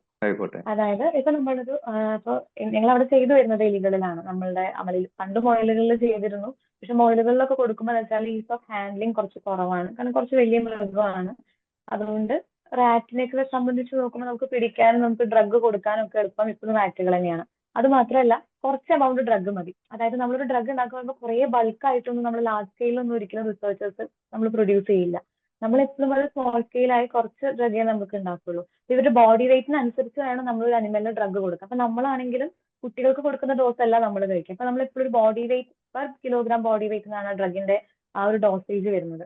അപ്പൊ അതുകൊണ്ട് നമുക്ക് എപ്പോഴും മൈസുകളോ റാറ്റുകളോ ആണെങ്കിൽ കുറച്ച് അളവ് മാത്രം മതി, ഡ്രഗ് കൊടുത്താൽ മതി. അതുകൊണ്ട് നമ്മൾ എപ്പോഴും പ്രിഫർ ചെയ്യുന്നത്, നമ്മളവിടെ വർക്ക് ചെയ്ത് വരുന്നത് എലികളിലോ അല്ലെങ്കിൽ റാറ്റുകളിലോ ആണ്. അപ്പൊ നമ്മൾ ചെയ്യുന്നത് എന്താ വെച്ചാൽ, നിങ്ങൾ അവിടെ വർക്ക് ചെയ്യുന്ന മോഡൽസ് ഇതൊക്കെയാണ്. ക്യാൻസറിന്റെ മോഡൽ ഉണ്ട്, ഡയബറ്റീസിന്റെ മോഡൽസ് ഉണ്ട്, അതുപോലെ നമ്മൾ ഹൈ ഫാറ്റ് ഡയറ്റ്, അതെറോസ്ക്ലെറോസിസ് ഉള്ള മോഡൽസ് ഉണ്ട്, കാർഡിയോവാസ്കുലർ ഡിസീസ് മോഡൽസ് ഉണ്ട്, പിന്നെ ക്യാൻസറിൽ തന്നെ സോളിഡ് ട്യൂമർ ഉണ്ട്, പിന്നെ ആസെപ്റ്റസ് മോഡൽ, കുറെ മോഡൽസ് ഉണ്ട്. അപ്പോൾ ഓരോ മോഡൽസ് ആയിട്ട് ഞാൻ പരിചയപ്പെടുത്തി തരാം സാർ. അതായത് ഇപ്പൊ നമ്മൾ ഹൈ ഫാറ്റ് ഡയറ്റ് കൊടുക്കുക എന്ന് പറയും. ഹൈ ഫാറ്റ് ഡയറ്റ് കൊടുത്ത് നമുക്ക് എന്താ പറയാ, ഒബേസിറ്റി ഉണ്ടായിരിക്കും. ആ ഒബേസിറ്റി വന്നാൽ തന്നെ കൂടെ ഒരുപാട് അസുഖങ്ങൾ നമുക്ക് കയ്യിൽ കിട്ടി. അതായത് ഒബേസും ആയി കഴിഞ്ഞാൽ ഇത് നമുക്ക് ഹാർട്ടിലെ കാർഡിയോവാസ്കുലർ കോംപ്ലിക്കേഷൻസ് അവിടെ ക്രിയേറ്റ് ആവും. അതുപോലെ ഡയബറ്റിസ് ആവും. അങ്ങനെ നമ്മൾ എന്തെന്ന് വെച്ചാൽ നോർമലി നമ്മൾ റാറ്റിന് കൊടുക്കുന്ന ഡയറ്റില് നമ്മൾ ഈ ട്രാൻസ് ഫാറ്റ് ഒക്കെ കൂടിയിട്ടുള്ള ഓയിൽ കണ്ടന്റ് ഒക്കെ കൂടിയിട്ടുള്ള ഡയറ്റ് നമ്മൾ ഉണ്ടാക്കും. ഹൈ ഫാറ്റ് ഡയറ്റ് നമ്മൾ ഉണ്ടാക്കി ഇവർക്ക് ഒരു 90 days അല്ലെങ്കിൽ 120 days കണ്ടിന്യൂസ് ആയിട്ട് നമ്മൾ ഇവർക്ക് ഇത് കൊടുത്തുകൊണ്ടേയിരിക്കും. അപ്പൊ റാറ്റ് ഒബീസ് ആയി മാറും. അതായത് നമ്മൾ എങ്ങനെയാണോ ഈ ജങ്ക് ഫുഡ് ഒക്കെ കഴിച്ച് ഒബീസ് ആവുന്നത്, ഇത് നമുക്ക് ആ കോംപ്ലിക്കേഷൻസ് വരുന്നത്, അതേപോലെ റാറ്റ് ഒബീസ് ആയി മാറും. അതറിയാനായിട്ട് നമ്മൾ എന്ത് ചെയ്യും? അപ്പൊ നമ്മൾ വെറുതെ ഇത് പറയാൻ പറ്റില്ല നമുക്ക് ഒബീസ് ആയി എന്നുള്ളത്. അപ്പൊ നമ്മൾ അതിന് കുറെ പാരാമീറ്റേഴ്സ് നോക്കണം. അപ്പൊ നമ്മൾ ആദ്യം എന്ത് ചെയ്യുന്ന അറിയോ, ഈ റാറ്റിനെ നമ്മൾ ഫീഡ് കൊടുക്കുന്നതിന് മുൻപ്, ഡയറ്റ് കൊടുക്കുന്നതിന് മുൻപ് നമ്മൾ ഇവരുടെ ഡയബറ്റിക് ഗ്ലൂക്കോസ് ലെവൽ, കൊളസ്ട്രോൾ അങ്ങനത്തെ ഉള്ള പാരാമീറ്റേഴ്സ് ഒക്കെ എടുത്തു വെക്കും. അത് കഴിഞ്ഞ് നമ്മൾ പീരിയോഡിക്കലി മേ ബി ഒരു 1 month കൂടുമ്പോൾ, ആദ്യം നമ്മൾ 7 to 14 days നോക്കും. അല്ലെങ്കിൽ 1 month 2 month കൂടുമ്പോൾ നമ്മൾ ഇവരുടെ പീരിയോഡിക്കലി നമ്മൾ ഇവരുടെ ഈ വൈറ്റൽസ് എല്ലാം നോട്ട് ചെയ്ത് പോകും. അങ്ങനെ ഇവരെ നമ്മളൊരു ആ ഒരു കണ്ടീഷനിൽ കൊണ്ടെത്തിക്കും. അങ്ങനെ നമുക്ക് ലിവറിന്റെ ഡാമേജ് ഒക്കെ, ഹെപ്പാറ്റിക് ഡിസീസ് ഒക്കെ വരെ എത്തുന്ന രീതിയിലൊക്കെ നമ്മൾ അവിടെ ഡയറ്റ് കൊടുത്ത് ചെയ്യാറുണ്ട്. അങ്ങനെ ഒരു മോഡൽ നമ്മൾ ചെയ്തു വരാറുണ്ട്. അത് കഴിഞ്ഞിട്ട് നമ്മൾ എന്തെങ്കിൽ ചിലപ്പോൾ ഈ ഡയറ്റിന്റെ ഇൻഫ്ലുവൻസ് കാണിക്കാനുള്ള സ്റ്റഡീസ് മാത്രമായിട്ട് പോകുന്നത്. അതല്ലാത്ത പക്ഷം നമ്മൾ എന്ത് ചെയ്യെങ്കിൽ നമ്മളുടെ എന്തെങ്കിലും ഒരു ഇതുപോലെ പൊട്ടൻഷ്യൽ ഡ്രഗോ ഒരു പൊട്ടൻഷ്യൽ ക്രൂഡ് എക്സ്ട്രാക്റ്റോ നമ്മൾ ഉണ്ടെങ്കിൽ ആ എക്സ്ട്രാക്ട് കൊടുത്ത് ഈ ഒബേസിന്റെ ലെവൽ, അതായത് നമ്മൾ ഇങ്ങനെയൊക്കെ ഡയറ്റ് കഴിക്കുമ്പോഴും നമ്മളെ ഈ ഡയറ്റ് മാത്രം എടുത്ത് പോകുന്ന ആൾക്കാരെക്കാളും നമ്മളുടെ ഡ്രഗോ അല്ലെങ്കിൽ നമ്മളുടെ കോമ്പൗണ്ടോ കൊടുക്കുമ്പോൾ ഈ കണ്ടീഷൻസിന് ഇമ്പ്രൂവ്മെന്റ് വരുന്നുണ്ടോ, ഇതിന്റെ ഹെൽത്ത് സ്റ്റാറ്റസ് നോർമൽ ആയിട്ട് കൊണ്ടുപോകുന്നുണ്ടോ, ഇങ്ങനെ ഒരു കമ്പാരിസൺ സ്റ്റഡി നമ്മൾ ചെയ്യാറുണ്ട്. ഇതൊരു മോഡലാണ്. അത് കഴിഞ്ഞ് പിന്നെ ചെയ്യുന്ന മോഡൽ ഒന്ന് ക്യാൻസർ മോഡലുകളാണ്. അത് നമ്മൾ ബ്രസ്റ്റ് ക്യാൻസർ ചെയ്യാറുണ്ട്, കോളൻ ക്യാൻസർ ചെയ്യാറുണ്ട്, പിന്നെ സോളിഡ് ട്യൂമർ, നോർമൽ ആയിട്ടുള്ള സോളിഡ് ട്യൂമർ മോഡലൊക്കെ ചെയ്യാറുണ്ട്. അപ്പൊ അതിലൊരു ഏറ്റവും കോമൺ ആയിട്ട് നമ്മൾ ചെയ്തു വരുന്ന ട്യൂമർ മോഡലാണ് സോളിഡ് ട്യൂമർ മോഡൽ എന്ന് പറയും. അത് നമ്മൾ DLA സെല്ലുകൾ എന്ന് പറഞ്ഞിട്ടുള്ള കുറച്ച് ക്യാൻസർ കോശങ്ങളുണ്ട്. ആ ക്യാൻസർ കോശങ്ങൾ എടുത്ത് നമ്മൾ എലിയുടെ കാലിൽ കുത്തിവെക്കും. ആ കാലിൽ കുത്തിവെക്കുന്ന പിൻകാലുകളിലാണ് പിൻലിമ്പിൽ നമ്മൾ കുത്തിവെക്കും. കുത്തിവെച്ചൊരു 7 ദിവസമൊക്കെ കഴിയുമ്പോൾ റാറ്റിന് എന്ത് ചെയ്യും, ട്യൂമർ ഡെവലപ്പ് ചെയ്യും. അത് കാല് നമുക്ക് അങ്ങനെ വീർത്ത് വരുന്നത് കാണാം. അപ്പൊ നമ്മൾ ഈ റാറ്റുകളെ നമ്മൾ എപ്പോഴും ഗ്രൂപ്പുകളാക്കിയിടും. അതായത് നമ്മുടെ അടുത്ത് ഒരു 30 അനിമൽ ഉണ്ടെന്ന് കരുതും. 30 അനിമൽ ഉണ്ട്, നമുക്കൊരു ടെസ്റ്റിംഗ് കോമ്പൗണ്ട് ഉണ്ട്. ആ ടെസ്റ്റിംഗ് കോമ്പൗണ്ടിനെ നമ്മൾ എന്ത് ചെയ്യണം, ഈ റാറ്റിന് കൊടുത്തിട്ട് നമുക്ക് എഫക്റ്റ് ഉണ്ടോ എന്ന് അറിയണം. എഫക്റ്റ് ഉണ്ടോ എന്ന് അറിയണമെങ്കിൽ ഈ റാറ്റുകളെ പല പല ഗ്രൂപ്പുകളായിട്ട് ഇരിക്കണം. ഒരെണ്ണം ട്യൂമർ ആണ് നമ്മൾ പഠിക്കുന്നതെങ്കിൽ ഈ ട്യൂമർ മാത്രമുള്ള ഒരു 6 അനിമൽ ഒരു ഗ്രൂപ്പാണ്. അത് കഴിഞ്ഞ് ട്യൂമർ ഉണ്ടാക്കിയിട്ട് അതിൽ നമ്മളുടെ ഡ്രഗ് കൊടുക്കുന്ന ഒരു ഗ്രൂപ്പ് ഉണ്ടായിരിക്കും. ഈ ഡ്രഗിന്റെ തന്നെ പല പല ഡോസുകൾ, ഒരു ഹൈ ഡോസും ഒരു മീഡിയം ഡോസും ലോ ഡോസും അങ്ങനെയും നമ്മൾ കൊടുക്കും. അപ്പൊ നമുക്കൊരു 4 ഗ്രൂപ്പായി. അത് കഴിഞ്ഞ് പിന്നെ ഒരു സ്റ്റാൻഡേർഡ് ഡ്രഗ് ഉണ്ടാവുമല്ലോ. ഓൾറെഡി ക്യാൻസറിൽ നമുക്കിപ്പോ കറന്റ് അവൈലബിൾ ആയിട്ടുള്ള സ്റ്റാൻഡേർഡ് ഡ്രഗ് ഉണ്ടായിരിക്കും. അപ്പൊ ഈ ട്യൂമറുള്ള അനിമലുകൾക്ക് ഈ സ്റ്റാൻഡേർഡ് ഡ്രഗ് കൊടുത്തൊരു ഗ്രൂപ്പ് ഇടും. അങ്ങനെ നമ്മൾ പല പല ഗ്രൂപ്പുകളായിട്ട് അനിമലിനെ റാൻഡം ആയിട്ട് തിരിക്കും. അത് യാതൊരുവിധ ബയാസും ഇല്ലാണ്ട് ട്യൂമർ ഡെവലപ്പ് ആയതിനു ശേഷം നമ്മൾ ഇവിടെ തരംതിരിച്ചിടാണ് ചെയ്യാറുള്ളത്. തരംതിരിച്ചിട്ടിട്ട് നമ്മളുടെ ഈ ട്യൂമർ കൊടുത്തതിനു ശേഷം നമ്മൾ ഡ്രഗ് കൊടുക്കുന്നു. എന്നിട്ട് ട്യൂമറിന്റെ ബേർഡൻ കുറയുന്നുണ്ടോ എന്ന് നോക്കുന്നു. അങ്ങനെ അതും ഒരു കമ്പാരിസൺ സ്റ്റഡിയാണ്. നോർമലി ഈ ട്യൂമർ വളർന്നുകൊണ്ടേയിരിക്കും. നമ്മൾ ഡ്രഗ് കൊടുക്കുമ്പോൾ ട്യൂമർ എന്തോരം കുറയുന്നുണ്ട്, സ്റ്റാൻഡേർഡ് ഡ്രഗ് കുറയുന്നതിന്റെ അത്ര കുറയുന്നുണ്ടോ? കാരണം ഓൾറെഡി മാർക്കറ്റിൽ അവൈലബിൾ ആയിട്ടുള്ള ഡ്രഗ് ഉണ്ട്. അതിനെക്കാട്ടിലും ബെറ്റർ ആയിട്ട് റിസൾട്ട് നമുക്ക് കൊടുക്കാൻ പറ്റിയാലാണ് നമ്മളുടെ കോമ്പൗണ്ടിന് വാല്യൂ ഉള്ളൂ. അല്ലെങ്കിൽ പിന്നെ കാര്യമില്ലല്ലോ. അങ്ങനെ അതൊരു ടൈപ്പ് ഓഫ് സ്റ്റഡിയാണ്. ഇതിന്റെയൊക്കെ മുൻപേ നമ്മൾ ചെയ്യേണ്ടത് നേരത്തെ പറഞ്ഞൊരു സേഫ്റ്റി ടെസ്റ്റ് ഉണ്ട്. അതിനാണ് നമ്മൾ ടോക്സിറ്റി ടെസ്റ്റ് എന്ന് പറയുന്നത്. അതാണ് ഏറ്റവും ഇമ്പോർട്ടന്റ് ആയിട്ടുള്ളത്. ടോക്സിറ്റി ടെസ്റ്റ് എന്ന് പറഞ്ഞാൽ നമ്മളൊരു ഡ്രഗ് കാൻഡിഡേറ്റിനെ കണ്ടുപിടിച്ചാൽ അത് ടോക്സിക് അല്ല എന്ന് പ്രൂവ് ചെയ്യുക. അത് യാതൊരുവിധ ഡോസിലും നമുക്ക് ടോക്സിറ്റി തരുന്നില്ല, അല്ലെങ്കിൽ അതിന്റെ സേഫ്റ്റി ഡോസ് എത്രയാണെന്നുള്ളത് പ്രൂവ് ചെയ്യുക എന്നുള്ളതാണ്. അതിനുവേണ്ടി നമ്മൾ ചെയ്യുന്ന പ്രൊസീജിയർ ആണ്. അതിന് കുറെ എത്തിക്കൽ കമ്മിറ്റി മീറ്റിങ്ങും കാര്യങ്ങളൊക്കെ ഉണ്ട്. ഇൻസ്റ്റിറ്റ്യൂഷൻ അനിമൽ എത്തിക്കൽ കമ്മിറ്റി എന്ന് പറഞ്ഞ മീറ്റിംഗ് ഉണ്ട്. അത് CPCSAയുടെ അണ്ടറിൽ വരുന്നതാണ്. അനിമൽസിന്റെ അപ്രൂവൽ നമുക്ക് എടുക്കണമെങ്കിലൊക്കെ നമ്മൾ ആദ്യം ഈ സാങ്ഷൻ എടുത്തിട്ട് ടോക്സിറ്റി ഇല്ല എന്ന് പ്രൂവ് ചെയ്താലാണ് നമുക്ക് ഈ പറഞ്ഞ സ്റ്റഡീസ് എല്ലാം ചെയ്യാൻ സാധിക്കുള്ളൂ. അപ്പോൾ നമ്മൾ എന്ത് ചെയ്യണമെങ്കിൽ ടോക്സിറ്റി സ്റ്റഡീസ് ആദ്യം നമ്മളൊരു 2000 mg/kg ബോഡി വെയിറ്റ് ഹൈ ഡോസിൽ ഒരു കോമ്പൗണ്ട് എടുത്ത കോമ്പൗണ്ടിന്റെ 2000 mg/kg അത്രയും ഹൈ ഡോസിൽ നമ്മൾ അനിമലിന് കൊടുത്തു നോക്കും. കൊടുത്തിട്ട് ഒരു സിംഗിൾ ഡോസ് നമ്മൾ കൊടുത്തു നോക്കും. കൊടുത്തിട്ട് അതും ഫീമെയിൽ റാറ്റുകളിലാണ് കൊടുത്തു നോക്കുക. കാരണം ഇപ്പോഴും കുറച്ച് എന്താ പറയുക, ഇമ്മ്യൂണിറ്റി കൂടുതൽ ഫീമെയിൽസിനാണെങ്കിലും കുറച്ചും കൂടെ സിസ്റ്റംസ് ഈസ്ട്രോജൻ സൈക്കിളും കാര്യങ്ങളൊക്കെ ഉള്ള ടോക്സിറ്റി ഒക്കെ പെട്ടെന്ന് തന്നെ കാണിക്കുന്നത്, അതിനോടൊക്കെ പെട്ടെന്ന് റെസ്പോണ്ട് ചെയ്യുന്നത് ഫീമെയിലുകളാണ്. അപ്പൊ അത് കാരണം നമ്മൾ ഫീമെയിൽ വാക്സിനെയാണ് ഫസ്റ്റത്തെ ഒരു ടോക്സിറ്റി സ്റ്റഡിക്ക് ചൂസ് ചെയ്യുക. അതിന് നമ്മൾ അക്യൂട്ട് ടോക്സിറ്റി എന്നാണ് പറയുക. അക്യൂട്ട് ടോക്സിറ്റി ഒരു ഹൈ ഡോസ് സിംഗിൾ ആയിട്ട് നമ്മൾ കൊടുക്കുന്നു, അതിന്റെ ടോക്സിറ്റി ലെവൽ നോക്കുന്നു. അപ്പൊ എന്നിട്ട് അനിമൽസ് 3 അനിമലിൽ നമ്മൾ കൊടുത്തു നോക്കും. 3 അനിമൽസ് കൊടുത്തു നോക്കിയിട്ട് ഇതിൽ മരണമൊന്നും സംഭവിച്ചില്ല എന്നുണ്ടെങ്കിൽ അതൊരു സേഫ് ഡോസ് ആക്കി നമ്മൾ കണക്കാക്കും. അതല്ല ഈ 3 അനിമലിൽ ഒരെണ്ണം മരിച്ചാൽ കൂടെയും നമ്മൾ അതിന്റെ ഡോസ് കുറയ്ക്കണം. കുറച്ചിട്ട് നമ്മൾ ഇതേ സംഭവം റിപ്പീറ്റ് ചെയ്ത് നോക്കണം. അങ്ങനെ നമ്മൾ ടോക്സിറ്റി ടെസ്റ്റ് ചെയ്യും. അത് കഴിഞ്ഞിട്ട് ഇപ്പൊ നമ്മൾ 2000 എന്ന് പറഞ്ഞല്ലോ, ആ 2000 milligram per kilogram safe dose ആണെന്ന് കരുതുന്നു. അത് ആണെങ്കിൽ നമ്മൾ അത് കഴിഞ്ഞിട്ട് കുറച്ച് ദിവസം നീട്ടി കൊടുത്താൽ, ഇത് നമ്മൾ സിംഗിൾ ഡോസ് ആണല്ലോ കൊടുത്തത്, അതൊരു കുറച്ചധികം ദിവസം നമ്മൾ കൊടുക്കുകയാണെങ്കിൽ എങ്ങനെയാണ് ഇതിന്റെ ടോക്സിറ്റി ലെവൽ വരുന്നത്, എന്തൊക്കെ മാറ്റങ്ങളാണ് അനിമൽസിന് വരുന്നത് പഠിക്കണം. അപ്പൊ നമ്മൾ എന്ത് വെച്ചാൽ ഒരു മാസത്തോളം 28 ദിവസത്തോളം നമ്മൾ അടുത്ത ടെസ്റ്റ് നോക്കും. 28 ദിവസത്തോളം നമ്മൾ ഈ ഡോസ് കൊടുത്തുകൊണ്ടിരിക്കും. അത് ഫസ്റ്റ് നമ്മൾ സ്റ്റാർട്ടിംഗ് ഡോസ് 2000 ആണെങ്കിൽ അതിന്റെ 1/10 നമ്മൾ എടുക്കുന്നു, 200. പിന്നെ അതിന്റെ തൊട്ട് മുകളിൽ 300, അതിന്റെ തൊട്ട് മുകളിൽ 400. അത് low dose 200, 300 medium dose, 400 high dose. അങ്ങനെ 3 ഡോസുകളിലാക്കി 3 ഗ്രൂപ്പുകളിലാക്കി അതിന് കുറച്ചും കൂടെ അനിമൽസിന്റെ നമ്പർ ആവശ്യമാണ്. ഫീമെയിലുകളിലും മെയിലുകളിലും നമ്മൾ 28 ദിവസത്തോളം കൊടുത്തു നോക്കും. എന്നിട്ട് നമ്മൾ ഫൈനലി പറയുന്നത് ഈ അനിമൽസിനെല്ലാം നമ്മൾ ഫൈനലി സാക്രിഫൈസ് ചെയ്യും. അതായത് നമ്മൾ ഇവരെ കാർബൺ ഡൈ ഓക്സൈഡ് കൊടുത്ത് ഇവരെ നമ്മൾ കൊല്ലും, സാക്രിഫൈസ് ചെയ്യും. അത് കഴിഞ്ഞിട്ടാണ് നമ്മൾ ഇവരുടെ ഓരോ ബയോപ്സി നമ്മൾ എടുക്കണം, ഓരോ ഓർഗൻസും എടുത്ത് നോക്കണം. ഇവരുടെ ബ്ലഡ് പാരാമീറ്റേഴ്സ്, ഇവരുടെ സെറം പാരാമീറ്റേഴ്സ് എല്ലാം നോക്കി ബ്രെയിൻ, അങ്ങനെ 8 വൈറ്റൽ ഓർഗൻസോളം നമ്മൾ എടുക്കും. ബ്രെയിൻ, ലങ്സ്, അങ്ങനത്തെ വൈറ്റൽ ഓർഗൻസ് എല്ലാം എടുത്ത് ബയോപ്സി നോക്കി യാതൊരു പ്രശ്നമില്ല എന്ന് ഉറപ്പിക്കും. അതും ഉറപ്പിച്ചു കഴിഞ്ഞാൽ അത് പിന്നെ 90 ഡേയ്സ് പ്രൊലോങ്ഡ് ആയിട്ടുള്ള സബ് ക്രോണിക് സ്റ്റഡീസിന് പോകും. ഇതേ ഡോസിൽ നമ്മൾ 90 ദിവസം കൊടുത്തു നോക്കും. എന്നിട്ടും അത് ടോക്സിക് അല്ല എന്ന് പ്രൂവ് ചെയ്യണം. സംടൈംസ് അത് 90ന്റെ മേലെ ക്രോണിക് ആയിട്ട് ചിലപ്പോൾ 120 ഡേയ്സ് വരെ ചെയ്യേണ്ട ആവശ്യങ്ങൾ വരാറുണ്ട്. കാരണം കണ്ടിന്യൂസ് എടുക്കുന്ന ഡ്രഗുകളൊക്കെ ആണെങ്കിൽ നമ്മളത് ചെയ്യണം. ഇത്രയും സ്റ്റേജസ് പാസ് ചെയ്താൽ മാത്രമാണ്, ടോക്സിറ്റി ഒന്നുമില്ല എന്ന് അറിഞ്ഞാൽ മാത്രമാണ് നമ്മൾ പിന്നെ നമ്മുടെ ആക്ടിവിറ്റി ടെസ്റ്റുകളിലേക്ക് പോവുള്ളൂ. ഇതൊക്കെ ഇത്രയും ടൈം കൺസ്യൂമിങ് ആണ്. അതുകൊണ്ടായിരിക്കണം ചിലപ്പോ വർഷങ്ങളോളം നമ്മൾ പറയുന്ന അത്ര എളുപ്പത്തിലുള്ള ഡ്രഗ് പുറത്തേക്ക് വരുന്നത്. 10-15 വർഷം എടുത്തിട്ടാണ് ഒരു ഡ്രഗ് പുറത്തേക്ക് തന്നെ വരുന്നത്. അതുകൊണ്ടായിരിക്കണം ഇങ്ങനെയൊക്കെയാണ് നമ്മൾ ടെസ്റ്റുകൾ ചെയ്യുന്നത്. ഇനി ഞാൻ മോഡൽസിനെ എക്സ്പ്ലെയിൻ ചെയ്യണോ അതോ നെക്സ്റ്റ് ക്വസ്റ്റ്യനിലേക്ക് പോകണോ സാർ? അല്ല, വളരെ ഭംഗിയായിട്ട് സംസാരിച്ചു. ഒരു ക്വസ്റ്റ്യൻ ചോദിക്കാനുണ്ടായിരുന്നത് ഇതിലെ എത്തിക്കൽ ഇഷ്യൂസിനെ പറ്റിയിട്ടാണ്. അതും കുറച്ച് കവർ ചെയ്തു. അതിനെ പറ്റിയിട്ട് കൂടുതൽ എന്തെങ്കിലും പറയാനുണ്ടെങ്കിൽ നന്നായിരിക്കും. സാർ ഉണ്ട് സാർ. അതായത് ഇപ്പോഴത്തെ ഒരു കണ്ടീഷൻ അനുസരിച്ച് പണ്ട് റെസ്ട്രിക്ഷൻസ് ഉണ്ടായിരുന്നു, പക്ഷെ ഇപ്പോ നല്ല രീതിയിൽ റെസ്ട്രിക്ട് ചെയ്യുന്നുണ്ട്. കാരണം മൃഗങ്ങൾക്കും ചോദിക്കാനും പറയാനും ആൾക്കാരുണ്ട് എന്നുള്ള ലെവലിലേക്ക് തന്നെയാണ് ഇപ്പൊ എത്തി നിൽക്കുന്നത്. കാരണം പൂർണ്ണമായും പണ്ടത്തെ പോലെയല്ല. ശരിക്കും അത് വേണം, ആവശ്യമാണ്. കാരണം കുറച്ച് ലിമിറ്റ് വേണം. കാരണം അപ്പോഴാണ് നമുക്കും ഒരു അബ്യൂസ് ചെയ്യാണ്ട്. അതൊരു ജീവനാണല്ലോ. അവർക്കൊരു മോറൽ കൺസേൺ ഉണ്ടോ ഇല്ല എന്നുള്ളതല്ല, അതും ഒരു ജീവനാണ്. നമ്മളെ പോലെ ചിന്താശേഷി ഉണ്ടോ ഉള്ളതൊന്നുമല്ല. പക്ഷെ അത് നമുക്കറിയില്ല അവർ ചിന്തിക്കുന്ന രീതി എങ്ങനെയാണെന്ന്. അപ്പൊ അതുകൊണ്ട് നല്ലതാണ്, ആ ഒരു റെസ്ട്രിക്ഷൻ നല്ലതാണ്. പക്ഷെ പൂർണ്ണമായും ഇൻവിട്രോ സ്റ്റഡീസിലേക്ക് മാത്രം ഒതുങ്ങുക എന്നുള്ളത് ഇപ്പോഴും പോസിബിൾ ആയിട്ടുള്ള കാര്യമല്ല. ഇപ്പൊ നമ്മൾ എന്താ ചെയ്യാറ് വെച്ചാൽ എത്തിക്കൽ കമ്മിറ്റി മീറ്റിംഗ് ഉണ്ടായിരിക്കും. 6 മന്ത്സ് കൂടുമ്പോഴാണ് ഇൻസ്റ്റിറ്റ്യൂഷൻസിൽ അത് കണ്ടക്ട് ചെയ്യുക. കണ്ടക്ട് ചെയ്യുന്ന സമയത്ത് നമ്മൾ പറയണം നമുക്ക് ഇത്ര അനിമൽസ് ആവശ്യമാണ്, നമ്മുടെ സ്റ്റഡി പർപ്പസ് ഇങ്ങനെയാണ്, വേറെ ഒരു മോഡലിലും ഈ സ്റ്റഡി നമുക്ക് ചെയ്യാൻ സാധിക്കില്ല എന്നുണ്ടെങ്കിൽ മാത്രമാണ് നമുക്കതിന് സാങ്ഷൻ കിട്ടുകയുള്ളൂ. അതുപോലെ തന്നെ നമ്മളൊരു നമ്പർ പറഞ്ഞാൽ തോന്നിയ പോലെ നമ്പേഴ്സ് ഒന്നും തരില്ല അവര് നമുക്ക്. പക്ഷെ മിനിമം ഒരു ഗ്രൂപ്പിൽ ഒരു 6 അനിമലെങ്കിലും വേണം. കാരണം നമ്മൾ 6 അനിമൽസ് എന്ന് പറയുമ്പോൾ 6 ഡിഫറെന്റ് സിസ്റ്റം ആണ്.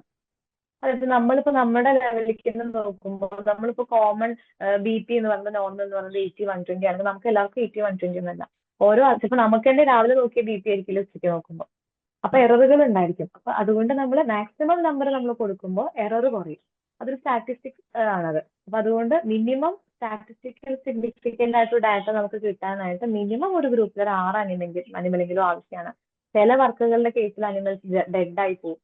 6 എണ്ണത്തിന് നമുക്ക് ഫൈനലിലേക്ക് കിട്ടില്ല റിസൾട്ട് ഒന്നും. പിന്നെ നേരത്തെ പറഞ്ഞ ഹൈഫൈഡ് ആയിട്ടൊക്കെ 120 ദിവസമൊക്കെ കൊടുക്കുമ്പോഴേക്കും ഒബീസ് ആയിട്ട് റാറ്റുകൾ ചിലപ്പോൾ മരിച്ചു വരെ പോകും. അപ്പൊ നമുക്ക് അത്രയും ടൈമൊന്നും കിട്ടില്ല. അതായത് നമ്മൾ ആ 120 ദിവസം കൊടുത്ത് അതിനെ ഒബീസ് ആക്കിയതിന് ശേഷമാണ് നമുക്ക് നമ്മുടെ ഡ്രഗിനെ കൊടുക്കാൻ പറ്റുള്ളൂ. അപ്പൊ ചിലപ്പോൾ ഒരു 6 അനിമൽ ഇട്ട് ചിലപ്പോൾ 3 ഡൈ ചെയ്ത് പോവാൻ ചാൻസസ് ഉണ്ടാവാറുണ്ട്. അപ്പൊ നമുക്ക് ആ 3 കൊണ്ട് ഒരിക്കലും സ്റ്റാറ്റിസ്റ്റിക്കലി സിഗ്നിഫിക്കന്റ് ആയിട്ട് റിസൾട്ട് എറേഴ്സ് കൂടുതൽ വരും. ഒരിക്കലും ബയാസ് ആവും. അത്രയും അനിമൽസിനെ കൊല്ലുമ്പോൾ കള്ളത്തരം അവിടെ കയറി വരാൻ പാടില്ലല്ലോ. അപ്പൊ അത് കാരണം കൊണ്ട് അങ്ങനത്തെ കേസ് നമ്മൾ അത്രയും ഡിമാൻഡ് ചെയ്താൽ, അത്രയും ജസ്റ്റിഫൈ ചെയ്യാൻ പറ്റിയെങ്കിൽ മാത്രമാണ് നമുക്ക് റിക്വയർഡ് നമ്പേഴ്സ് വരെ അവരവിടെ അലോട്ട് ചെയ്ത് തരുള്ളൂ. ഇപ്പൊ വളരെയധികം റെസ്ട്രിക്ഷൻസ് ഉണ്ട്. അതിൻ്റെതായിട്ടുള്ള ഗൈഡ് ലൈൻസും OECD ഗൈഡ് ലൈൻസ് എന്ന് പറയും. ഈ ഗൈഡ് ലൈൻസോട് കൂടി മാത്രമാണ് നമുക്കൊരു ടെസ്റ്റ് ചെയ്യാൻ സാധിക്കുള്ളൂ.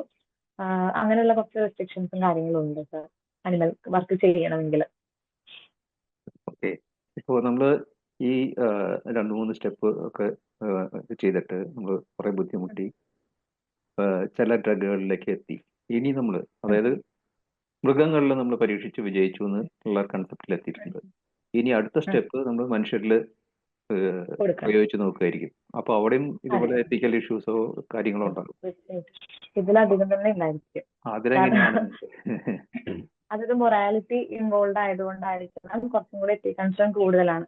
അല്ലെങ്കിൽ നമുക്ക് ഒരുപക്ഷെ ഈ മൃഗങ്ങളെ കൊല്ലാണ്ട് ഡയറക്റ്റ് മനുഷ്യർക്ക് കൊടുക്കായിരുന്നു.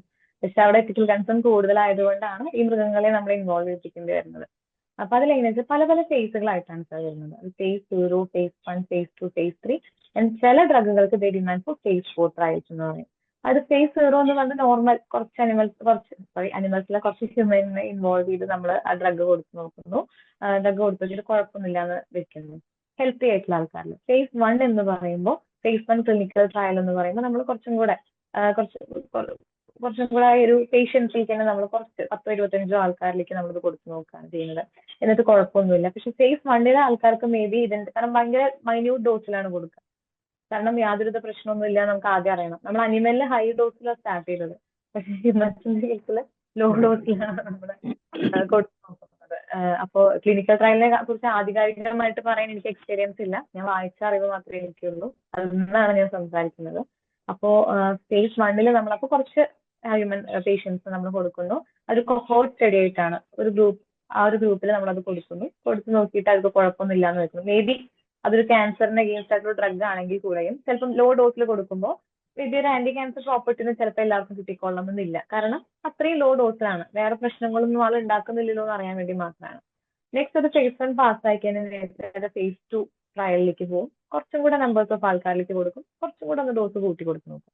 അത് കഴിഞ്ഞ് അത് FDA ഫേസ് 3ലേക്ക് പോകുന്നു. ഫേസ് 3ലേക്ക് പോയതിനു ശേഷം നമ്മളപ്പോൾ ലാർജ് ഗ്രൂപ്പ് ഓഫ് ആൾക്കാർക്ക്, മേ ബി 1000 ഓഫ് ആൾക്കാർക്ക് ഈ സംഭവം ഡ്രഗ് കൊടുത്ത് നോക്കുന്നു. അതിന്റെ എഫക്റ്റുകൾ നോക്കുന്നു. അതിന്റെ ഫാർമക്കോ കൈനറ്റിക്സ് നോക്കുന്നു. അതായത് നമ്മളൊരു ഡ്രഗ് കഴിച്ചാൽ ഈ ഡ്രഗ് മൊത്തം നമ്മുടെ ശരീരത്തിലേക്ക് അപ്ടേക്ക് ചെയ്യില്ല. ആ ഡ്രഗിൽ അതിന്റെ ബയോ അവൈലബിൾ പോർഷൻ ഉണ്ടായിരിക്കും. അതായത് ബയോ അവൈലബിലിറ്റി എന്ന് പറയുമ്പോൾ നമുക്ക് യൂട്ടിലൈസ് ചെയ്യാൻ, നമുക്ക് അബ്സോർബബിൾ ഫോമിലേക്ക്, എന്ത് സാധനവും നമുക്ക് അബ്സോർബബിൾ ഫോമിൽ കിട്ടിയാൽ മാത്രമേ നമുക്കത് ഗുണം ചെയ്യുള്ളൂ. ആ അബ്സോർബബിൾ ഫോമിലേക്ക് എത്രത്തോളം ആവുന്നു അതാണ് ഈ ഫാർമക്കോ കൈനറ്റിക്സ് എന്ന് പറയുന്നത്.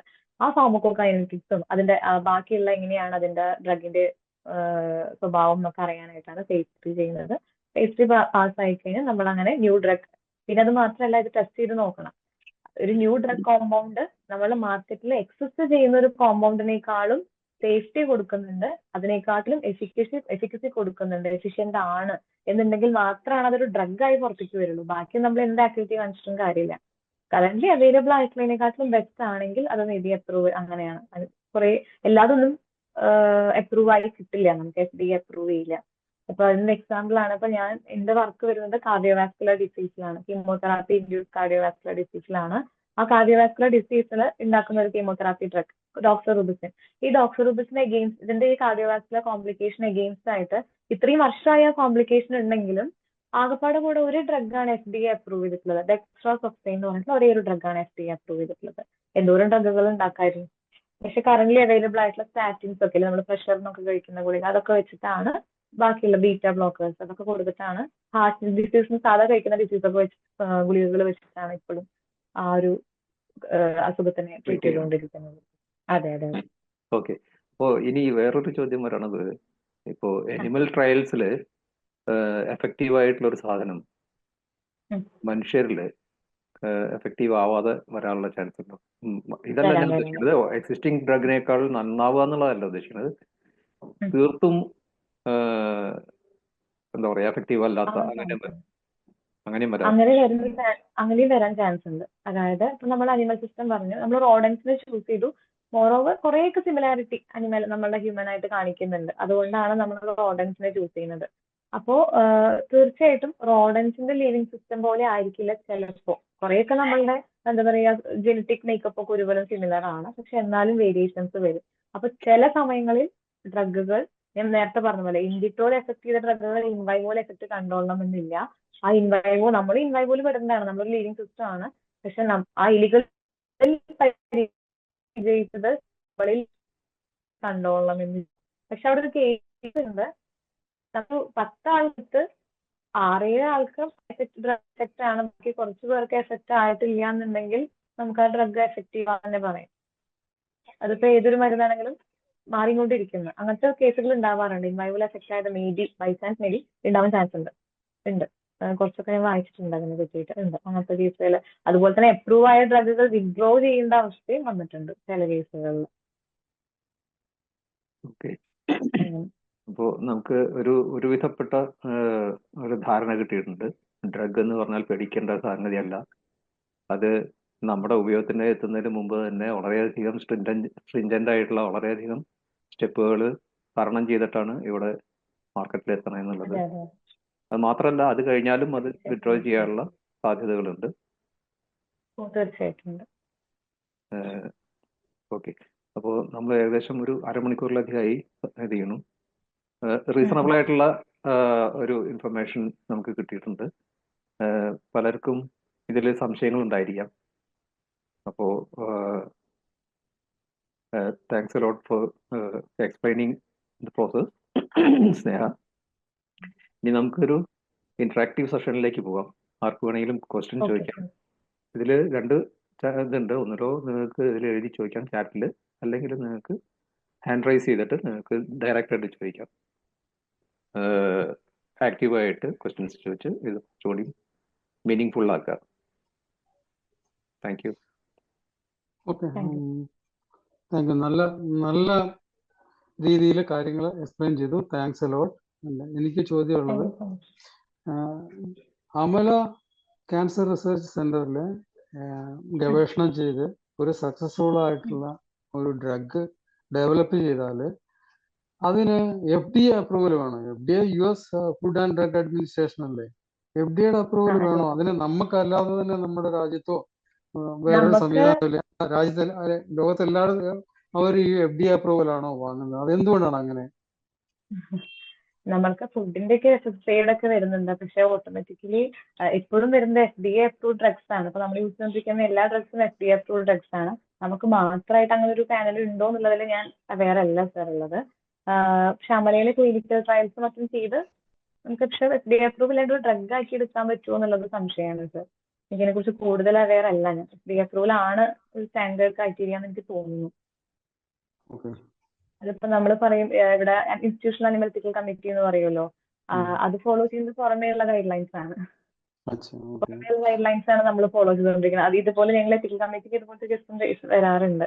നമ്മൾക്കായിട്ട് ഇത് രൂപീകരിച്ചുകൂടെ, എന്തിനാണ് മറ്റുള്ള ആളുടെ ഗൈഡ് ലൈൻ നമ്മൾ നോക്കുന്നത് എന്നുള്ള രീതിയിൽ പറയാറുണ്ട്. നമുക്ക് നാഷണൽ പേറ്റൻസി കൊടുക്കാം, ഇന്റർനാഷണൽ പേറ്റൻസിയും കൊടുക്കാം. നമ്മളിപ്പോ നാഷണൽ പേറ്റന്റ് ആണ് കൊടുത്തിരിക്കുന്നത്, ഇന്ത്യൻ പേറ്റന്റിനാണ് അപ്ലൈ ചെയ്തിരിക്കുന്നത്. അല്ലെങ്കിൽ നമുക്ക് ഇന്റർനാഷണൽ പേറ്റൻസിക്ക് ആണെങ്കിൽ അപ്ലൈ ചെയ്യാം.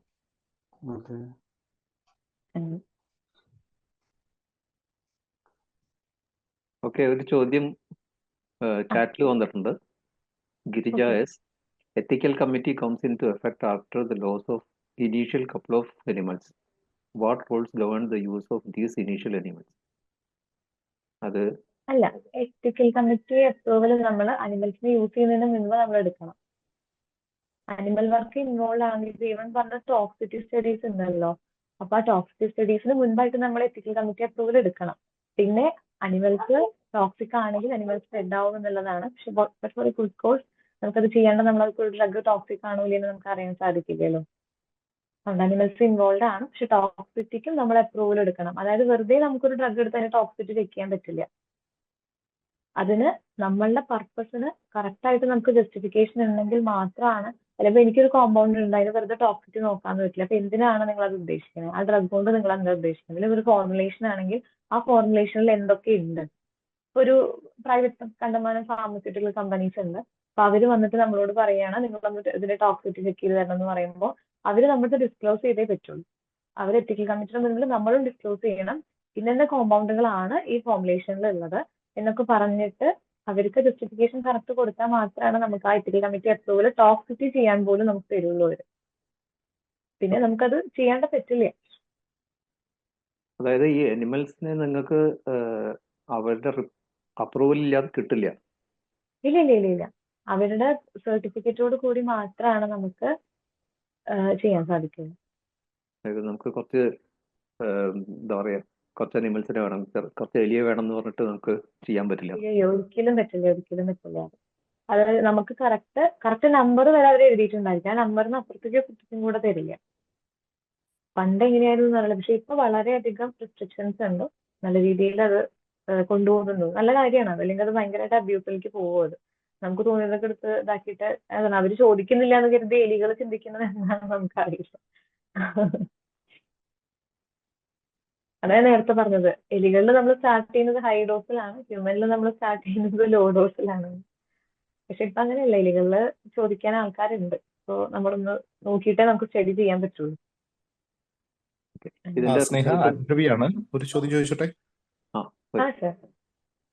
ഞാൻ കേൾക്കായിരുന്നു, നല്ല പ്രസന്റേഷൻ ആണ്. എനിക്ക് ഒന്ന് രണ്ട് സംശയങ്ങൾ. ഒന്ന്, ഈ നിങ്ങൾ ഇത്തരത്തിലൊരു ഡ്രഗ് ഡെവലപ്മെന്റ് നടത്തുമ്പോൾ, അതിന്റെ റിസർച്ച് ഒക്കെ നടത്തുന്ന സമയത്ത് പണ്ടുള്ളതിനേക്കാളും വേഗതയിലാണല്ലോ ഇപ്പോഴുള്ള ഈ ഒരു ഡെവലപ്മെന്റ് നടക്കുന്നുണ്ടാവുക. അപ്പൊ അതിനെന്തെങ്കിലും പ്രത്യേകതരം ടൂളുകളോ പുതിയ സാങ്കേതിക വിദ്യയുടെ സഹായങ്ങൾ ഉപയോഗിക്കുന്നുണ്ടോ? അതുണ്ടെങ്കിൽ അത് ഏതൊക്കെയാണ്? അത് ഈ ആർട്ടിഫിഷ്യൽ ഇന്റലിജൻസോ അല്ലെങ്കിൽ മറ്റേതെങ്കിലും സാങ്കേതിക പരിപാടികളൊക്കെ അതിനകത്ത് ഉണ്ടോ? അതാണ് ഒരു ചോദ്യം. രണ്ടാമത്തത്, ഈ GLP GMP ഒക്കെ ഉണ്ടല്ലോ, അത് എങ്ങനെയാണ് നമ്മുടെ നാട്ടിലുമൊക്കെ ഇതിന്റെ റെലവൻസ് ഉണ്ടോ? അതില് എന്തൊക്കെയാണ് ശ്രദ്ധിക്കേണ്ടത്? അത് ഒന്ന് പറയാം. ഈ good laboratory practices, good manufacturing practices. പണ്ട് GLPക്ക് അത് ഫസ്റ്റ് ക്വസ്റ്റ്യൻ പറയുന്നത്. ഇപ്പൊ അല്ല, ഈ രണ്ട് ചോദ്യങ്ങളായിരുന്നു. അതായത് ഫസ്റ്റ് ചോദ്യം എന്ന് പറയുന്നത് നമ്മൾക്ക് എത്രത്തോളം ഫാസ്റ്റായിട്ട് ഇപ്പൊ ചെയ്യുന്നുണ്ടൊക്കെ സാങ്കേതിക പുതിയ സംഭവങ്ങൾ ഉണ്ടാകുന്നത് അല്ലെ. AI ഇൻവോൾവ് ആണ് ഇപ്പോ. അതായത് ഇപ്പൊ നമ്മള് അന്ന് തന്നെ പറഞ്ഞു ഗ്ലൂക്കോമ കണ്ടുപിടിക്കാനൊക്കെ പണ്ടത്തെ അത്ര, അതായത് നമ്മളൊരു ഡിസീസ് ഉണ്ടെങ്കിൽ, ഞാൻ പറഞ്ഞൊരു ഡ്രഗ് കണ്ടെത്തണമെങ്കിൽ ഒരു ഡിസീസ് ആദ്യം ആവശ്യമാണ്. ആ ഡിസീസ് ആവശ്യമാണെങ്കിൽ ഡിസീസിൽ എന്തൊക്കെ ഇൻവോൾവ് ആണ് എന്ന് അറിയണം. അപ്പൊ ഇതൊക്കെ ഈ ഡയഗ്നോസ് പർപ്പസ് ആണ് ഫസ്റ്റ് ഉള്ളത്. അപ്പൊ ഇതൊക്കെ ഭയങ്കര ഫാസ്റ്റ് ആയിട്ട് ഇപ്പൊ നടക്കുന്നുണ്ട്. ഏതൊക്കെയാണ് ഇപ്പൊ നമ്മൾ പണ്ടത്തെ ഒരു കീമോതെറാപ്പി കൊടുത്തൊരു ട്രീറ്റ്മെന്റ് പോലെയല്ല, ഈവൻ ഡ്രഗുകളാണെങ്കിലും ഫാസ്റ്റ് ആക്ടിങ് ആയിട്ടുള്ള ഡ്രഗുകളും കാര്യങ്ങളും ഇപ്പോൾ കറന്റ് വന്നുകൊണ്ടിരിക്കുന്നുണ്ട്. അപ്പൊ ഡ്രഗ് ഡെവലപ്മെന്റിൽ നമുക്ക് ഫസ്റ്റ് വേണ്ടത് ടാർഗറ്റ് ഐഡന്റിഫിക്കേഷൻ ആണ്. ആ ടാർഗറ്റ് ഐഡന്റിഫിക്കേഷൻ സ്പീഡ് ആയിട്ട് ചെയ്യാനുള്ള മെത്തേഡുകൾ ഇപ്പൊ അവൈലബിൾ ആണ്. ഞാൻ നേരത്തെ പറഞ്ഞ കമ്പ്യൂട്ടേഷണൽ മെത്തേഡ്സ് ഉണ്ട്. എവിടെ പോയി ബൈൻഡ് ചെയ്യുന്നു, എങ്ങനെയൊക്കെ ഈ സ്ട്രക്ചറിനെ മാറ്റി കഴിഞ്ഞാൽ നമുക്ക് ആ ബൈൻഡിങ് പോസിബിൾ ആക്കാം. ചിലപ്പോൾ ഒരു ഡ്രഗിന് ഉള്ളിലേക്ക് കയറാൻ പറ്റില്ല, സെല്ലിന്റെ ഉള്ളിലേക്ക് കയറാൻ സാധിക്കില്ല. അപ്പൊ അതൊക്കെ പണ്ടൊരു റെസ്ട്രിക്ഷൻ ആയി കടന്നോർത്ത് നിന്ന് നമുക്ക് ഈ ഡോക്കിംഗ് സ്റ്റഡീസോ അല്ലെങ്കിൽ കമ്പ്യൂട്ടേഷണൽ മെത്തേഡുകളോ വെച്ച് ഒരു ഡ്രഗിനെ എങ്ങനെ മോഡിഫൈ ചെയ്താൽ ഇത് കുറച്ചും കൂടി ഈസി ആയി കിടക്കും, അതിന്റെ എഫക്റ്റീവ്നെസ് എങ്ങനെ കൂടും, അങ്ങനത്തെ രീതിയിലുള്ള സ്റ്റഡീസ് ഒക്കെ നമുക്ക് ചെയ്യാൻ സാധിക്കും. അപ്പൊ നമുക്കത് സിന്തറ്റിക് ആയിട്ട് നമുക്കത് കെമിക്കലി അതിനെ മോഡിഫൈ ചെയ്ത് പെട്ടെന്ന് തന്നെ ആ ഒരു നമുക്ക് ആവശ്യമുള്ള രീതിയിൽ ഉണ്ടാക്കാനുള്ള നൂതന മാർഗങ്ങൾ ഇപ്പോൾ ഉണ്ട്. കമ്പ്യൂട്ടേഷണൽ മെത്തേഡുകൾ ആയിക്കോട്ടെ, AI എല്ലാം ഇൻവോൾവ് ആയിട്ടുണ്ട്. പിന്നെ ഗുഡ് ലബോറട്ടറി പ്രാക്ടീസസ് ഫോളോ ചെയ്യണം. പണ്ട് അത്രയ്ക്ക് ഉണ്ടായിരുന്നില്ല, പക്ഷെ ഇപ്പൊ ഈവൻ പ്രൈവറ്റ് ഫാർമ കമ്പനീസ് അടക്കം നിങ്ങളുടെ അവിടേക്ക് അവർ പുറത്തുനിന്ന് അവർ വരും ടോക്സിറ്റി ചെക്കിങ്ങും അങ്ങനെയുള്ള ഒരു ഡ്രഗിന്റെ മറ്റേ pre clinical study, in vivo studies ചെയ്യാനായിട്ട്. അപ്പൊ GLP പ്രാക്ടീസസ് ഉള്ള ലാബുകളിലാണ് ഒരു ഡ്രഗിന്റെ ടെസ്റ്റ് ചെയ്ത് അപ്രൂവ്, അങ്ങനത്തെ ഇതിനാണ് മുൻതൂക്കം കൂടുതൽ. GLP പ്രാക്ടീസ് ഫോളോ ചെയ്യുന്ന ആൾക്കാർക്കാണ് മുൻതൂക്കം ഇപ്പൊ കൂടുതൽ. പണ്ട് അങ്ങനെ ഉണ്ടായിരുന്നു, പക്ഷെ എന്നാലും പണ്ട് അത്രയ്ക്ക് റെസ്ട്രിക്ഷൻ ഉണ്ടായിരുന്നു. പക്ഷെ ഇപ്പൊ GLP മാൻഡേറ്ററി ആണ്.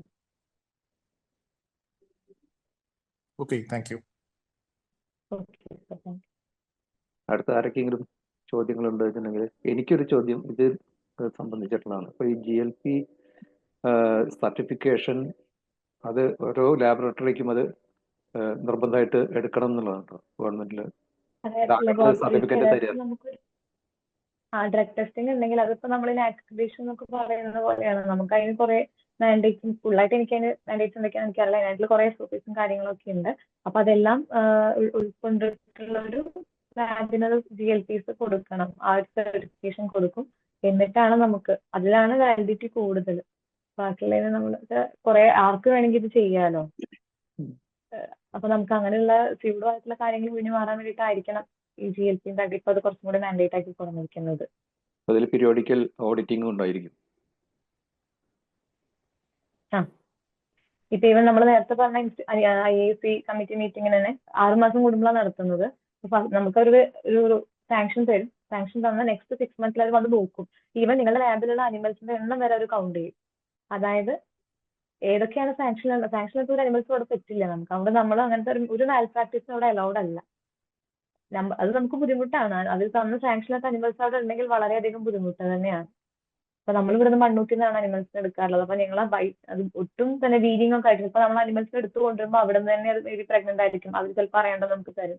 ചിലപ്പോൾ മെയിലും ഫീമെയിലും മിക്സ് ആയിട്ടൊക്കെ വരും.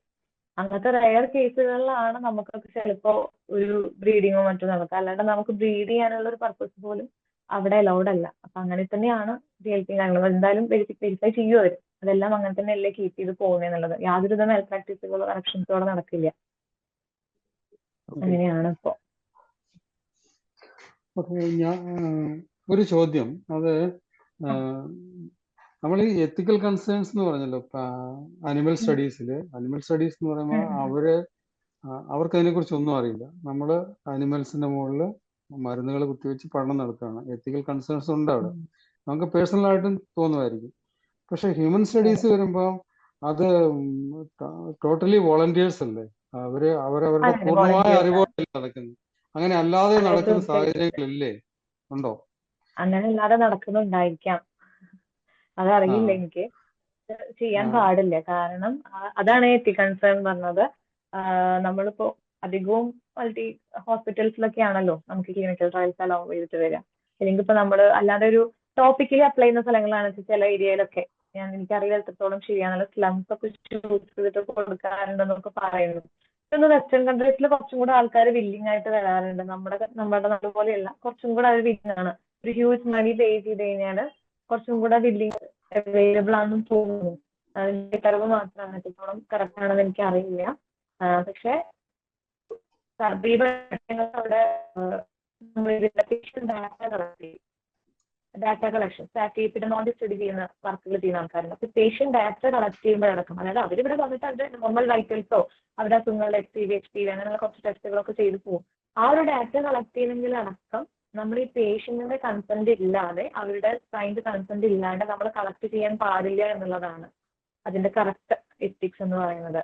അപ്പൊ അവരിലൊരു സാധനം കൊടുത്ത് നമ്മൾ സൈറ്റിൽ നോക്കുമ്പോൾ എന്തായാലും ആ ഒരു വ്യക്തി അറിഞ്ഞിരിക്കണം. അതാണ് അതിന്റെ കറക്റ്റ് പ്രോപ്പർ വേ എന്ന് പറയുന്നത്. അല്ലാതെ ചെയ്യുന്നുണ്ടോ എന്നുള്ളത് അറിയില്ല. ഓക്കെ, അതായത് ഞാൻ പറയട്ടെ, ഇതിപ്പം നമ്മുടെ എഡ്യൂക്കേഷൻ ലെവലും പേഷ്യൻസിന്റെ അവയർനെസ് ഒക്കെ വെച്ച് നോക്കുമ്പോൾ അവരുടെ അറിവില്ലാതെ തന്നെ അവരുടെ സിഗ്നേച്ചർ മേടിക്കാൻ വളരെ ബുദ്ധിമുട്ടൊന്നുമില്ല. ഹോസ്പിറ്റലിൽ ചെല്ലുന്ന പേഷ്യൻസിന്റെ സിഗ്നേച്ചർ മേടിക്കാനുള്ള ബുദ്ധിമുട്ടൊന്നുമില്ല. അപ്പോൾ ഓക്കെ, ഒഫീഷ്യലി അവർ സൈൻ ചെയ്തതാണ്, അറിവുണ്ടെന്നൊക്കെ ആണ് ഇപ്പൊ. പക്ഷെ അങ്ങനെ അല്ലാതെയും ചെയ്യാൻ പറ്റും. പിന്നെ വേറെ ഒരു കാര്യം, ഈ മെഡിസിന്റെ ഒരു ഡ്രഗിന്റെ ഇനിഷ്യൽ സ്റ്റേജ് മുതൽ ഈ പറഞ്ഞ പ്രൊസീജിയേഴ്സ് എല്ലാം കംപ്ലീറ്റ് ചെയ്ത് ഫൈനലി ഹ്യൂമൻ ട്രയൽസ് കഴിഞ്ഞ് അതൊരു ഫാർമ കമ്പനി മെഡിസിനായിട്ട് പുറത്തിറക്കി പാക്കേജിംഗ് ഒക്കെ ചെയ്ത് പുറത്ത് കൊണ്ടുവരുന്നു. അതിനുശേഷം ഇതിന് ട്രയൽ വല്ലതും നടക്കാറുണ്ടോ? പരീക്ഷണങ്ങളുണ്ടോ അതിനുശേഷം? ട്രയലിന് പോവാറുണ്ടെന്ന് പറയാറുണ്ട്. കാരണം ചില ഡോക്ടേഴ്സ് ഫ്രീ സാമ്പിൾസ് ഡിസ്ട്രിബ്യൂട്ട് ചെയ്യാറുണ്ട് ചില ആൾക്കാർക്ക്. അത് ഈ മെഡിക്കൽ റെപ്സ് കൊണ്ടുവന്ന് ഡോക്ടേഴ്സിന്റെ അടുത്ത് കൊടുക്കും. ആ കമ്പനിയുടെ ഫ്രീ ആയിട്ടുള്ള സാമ്പിൾസ്, പല മെഡിസിന്റെയും സാമ്പിൾസ് അത് പേഷ്യൻസിന് കൊടുക്കും. കാരണം പേഷ്യൻസ് ഓക്കെ ഫ്രീ ആയിട്ട് കിട്ടുന്നു, വാങ്ങുന്നു, ആ ഡോക്ടർ അവരത് കഴിക്കുന്നു, ഇവര് വാച്ച് ചെയ്യുന്നുണ്ടാവും. അങ്ങനെ നടക്കുന്നുണ്ടോ എന്ന് സംശയമുണ്ട്. ഫേസ് 4 ട്രയൽസ് ഉണ്ട്.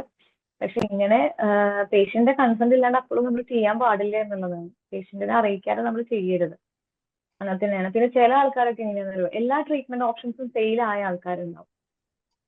അപ്പൊ ലാസ്റ്റ് റിസോർട്ട് എന്നോണം അവർ വില്ലിങ് ആയിട്ട് ചെയ്യും. എന്നൊരു ന്യൂ ഡ്രഗിന് മേ ബി ചെയ്യാൻ പറ്റുമെങ്കിൽ ആവട്ടെ എന്ന രീതിയിൽ അങ്ങനെ ചെയ്യുന്നതുണ്ട്. അതൊക്കെയാണ്. പക്ഷെ അതങ്ങനെ അല്ലാതെ ആ കാര്യത്തിൽ അസുഖം ഇല്ലാത്ത ആൾക്കാർക്ക് പോലും ഈ മെഡിസിൻ കൊടുക്കാറുണ്ട്. ഫ്രീ ആയിട്ട് കൊടുക്കുന്നത് കൺസെന്റ് ഇല്ലാണ്ട് കൊടുക്കാൻ പാടില്ല. കൺസെന്റ് ഇല്ലാണ്ട് ശരിക്കും കൊടുക്കാൻ പാടുള്ളതല്ല. അതാണ് ചിലപ്പോ നമ്മളുടെ അവിടെ ചില ബാൻ ചെയ്ത ഡ്രഗ്സ് വരെ ഇപ്പൊ നമുക്ക് അവൈലബിൾ ആയിട്ട് ചിലതൊക്കെ നമുക്ക് കിട്ടാറുണ്ടല്ലോ. അതുപോലെയാണ് അത്. ശരിക്കും അത് ചെയ്യാൻ പ്രോപ്പർ ആയിട്ടുള്ള ഒരു കാര്യമല്ല. അങ്ങനെ ഉണ്ടെങ്കിൽ അത് പ്രോപ്പർ അല്ല.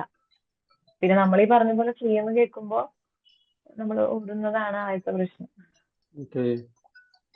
ഓക്കെ. പിന്നെ നമുക്ക് എന്തൊരു ഡ്രഗ് തരുമ്പോഴും എന്തൊരു ഡ്രഗ് കിട്ടിയാലും ഇപ്പൊ ഞാനൊക്കെ ചെയ്യാറുള്ളത് ഇപ്പൊ എത്ര എക്സ്പീരിയൻസ് ആയിട്ടുള്ള ഡോക്ടറാണെങ്കിലും എന്താണെങ്കിലും നമുക്ക് എന്തൊരു ഡ്രഗ് തരുമ്പോഴും അതിന്റെ കണ്ടന്റ് എന്താണെന്നുള്ളതും അതിന്റെ സൈഡ് എഫക്ട്സ് എന്താണെന്നുള്ളതും നമ്മൾ അതേ അവെയർ ആയിരിക്കണം. ഇപ്പൊ അത് അവൈലബിൾ ആണ്, ഗൂഗിളിൽ നോക്കിക്കഴിഞ്ഞാൽ നമുക്കത് അവൈലബിൾ ആണ്, എന്തും നമുക്ക് സെർച്ച് ചെയ്ത് കണ്ടുപിടിക്കാം. അപ്പൊ ഞാൻ ഇത് കേട്ടിരിക്കുന്ന ആൾക്കാരോട് എനിക്ക് പറയാനുള്ളത് അത് വായിച്ചാൽ മനസ്സിലാക്കുന്ന ഒരു ബുദ്ധി നമുക്ക് എന്തായാലും ഉണ്ട്. അപ്പൊ അതുകൊണ്ട് നമുക്ക് ഡ്രഗ് കഴിക്കാണ്ടിരിക്കാൻ വേണ്ടിയിട്ടല്ല, പക്ഷെ ഒരു ഡ്രഗ് കഴിക്കുമ്പോൾ അല്ലെങ്കിൽ ഡോക്ടറോട് ഡയറക്റ്റ് ചോദിക്കണം, നമ്മൾ അതിലുള്ള ഇത് കാണിക്കണം, ഈ ഡ്രഗിലെ കോൺസ്റ്റിറ്റ്യൂൻസ് എന്തൊക്കെയാണ്. അപ്പൊ നമുക്കത് എഴുതുകയാണെങ്കിൽ ഇതൊക്കെ കഴിച്ചാൽ എന്തൊക്കെ പ്രശ്നങ്ങൾ ഉണ്ടായിരിക്കും, നിങ്ങൾ എന്തെങ്കിലും ഡയറ്റ് പ്രോപ്പർ ആയിട്ട് എന്തെങ്കിലും സപ്ലിമെന്റ്സ് എടുക്കണോ, അങ്ങനെയൊക്കെ നമ്മളും കൂടെ ചോദിക്കണം. അപ്പോ നമുക്കൊരു പ്രോപ്പർ ആയിട്ടുള്ള ട്രീറ്റ്മെന്റും കാര്യങ്ങളും കിട്ടും എന്നാണ് എന്റെ ഒരു വിശ്വാസം. അതായത് നമ്മൾ എന്തൊരു ഡ്രഗ് ആരെഴുതിയാലും നമ്മളത് നോക്കണം, ചെക്ക് ചെയ്യണം. പക്ഷെ ഇപ്പൊ ഏറ്റവും വലിയ ഞാൻ തമാശ നോക്കാറുണ്ട്, ഗൂഗിളിൽ അതിന്റെ അതാണ് കോമ്പോസിഷൻ ഒക്കെ നോക്കാറുണ്ട്. നോക്കണം. അതൊരു സ്വഭാവം. അപ്പൊ ഞാൻ പണ്ടൊന്നും നോക്കിയിരുന്നില്ല, പക്ഷെ ഞാൻ ഇതിലേക്ക് കടന്നതിന് അത്രയൊന്നും വർഷം ആയിട്ടില്ല, 5 വർഷം ആയിട്ടില്ല. എനിക്ക് അത്ര വലിയ ഒരു എക്സ്പീരിയൻസ് ഒന്നും ആയിട്ടില്ലെങ്കിലും ഞാനിപ്പോ ആരൊരു മരുന്ന് എഴുതിയാലും ഞാനത് നോക്കും. അങ്ങനെ പോയി എനിക്കിപ്പോ ഒരു മരുന്ന് കഴിക്കാൻ പറ്റും. എനിക്കുണ്ടായിരുന്നത് മരുന്ന് അസുഖത്തിനല്ലാതെ മരുന്ന് കൊടുത്ത ചില ഇൻസ്റ്റൻസസ് ഉണ്ട്. അത് അറിഞ്ഞുകൊണ്ട് തന്നെ ആണോന്നും പറയാൻ പറ്റില്ലാത്തൊരു സാഹചര്യം ഉണ്ടാകും. പിന്നെ കണ്ടുവരുന്ന ഒരു കേസാണ് സെൽഫായിട്ടുള്ള ചികിത്സകൾ. അതായത് പനി വന്നു, ഡോക്ടർമാർ ചിലപ്പോൾ 2 വർഷം മുന്നേ എഴുതിയിട്ടുള്ള ആന്റിബയോട്ടിക് പില്ലുകളായിരിക്കും ഈ പ്രിസ്ക്രിപ്ഷൻ കൊണ്ട് പോയിട്ട് ഫാർമസിക്കാർ കൊടുക്കണമെങ്കിൽ അതവർ ചെയ്യരുത്. പക്ഷെ നമ്മൾ അവിടെ പോയിട്ട് പറയുന്ന ആൾക്കാരും ചേട്ടാ മരുന്ന് എടുക്കുന്നു പറയുന്നു, ഇത് നമ്മളിരുന്ന് കഴിക്കുന്നു. അതൊക്കെയാണ് ഈ ആന്റിബയോട്ടിക് റെസിസ്റ്റൻസ് ഒക്കെ എന്തോരാണ് വരുന്നത്, നമ്മളുടെ അറിവില്ലായ്മ കൊണ്ട് വരുന്നതാണ് ഇതെല്ലാം. എന്തോരം ആന്റിബയോട്ടിക് റെസിസ്റ്റന്റ് ആയിട്ടുള്ള ഓർഗാനിസംസ് ആണ് ഇതാവുന്നത്. അപ്പൊ ഇതിലും വീര്യം കൂടിയിട്ടുള്ള അടുത്ത ആന്റിബയോട്ടിക്കുകൾ വരും. അപ്പൊ വീര്യം കൂടുന്തോറും ടോക്സിറ്റിയുടെ ലെവലും മേ ബി കൂടാം. അപ്പൊ അതുകൊണ്ട് അങ്ങനത്തെ കാര്യങ്ങളൊക്കെ നമ്മൾ ഒഴിവാക്കി വിടാം. അപ്പൊ അങ്ങനെ ഡ്രഗ് അബ്യൂസ്, അതാണ് ശരിക്കുള്ള ഡ്രഗ് അബ്യൂസ് എന്ന് പറയുന്നത്. നമ്മൾ അവെയർ ആയിരിക്കാം, നമ്മൾ എന്തൊരു സംഭവം ഇൻടേക്ക് ചെയ്യുമ്പോഴും നമ്മൾ അവെയർ ആയിരിക്കാം. ഈ ഡ്രഗുകൾ മാത്രമല്ല, ഇപ്പൊ നേരത്തെ പറഞ്ഞൊരു കാര്യമുണ്ട്, ഞാൻ ബയോ അവൈലബിലിറ്റിയെ കുറിച്ച് ഞാൻ പറഞ്ഞിരുന്നു. അതായത് എന്ത് കിട്ടിയാലും കലക്കി കുടിക്കുന്ന ഒരു സ്വഭാവം. അതായത് കുറച്ച് മഞ്ഞൾ കലക്കി കുടിച്ചോ കൊറോണ വരെ മാറും. ഞാൻ സത്യം പറഞ്ഞ കോവിഡ് ടൈമിൽ കേട്ടതാണ്, മഞ്ഞൾ വെള്ളം അങ്ങനെ കലക്കി കുടിച്ചുകൊണ്ടേയിരിക്കുകയാണ്.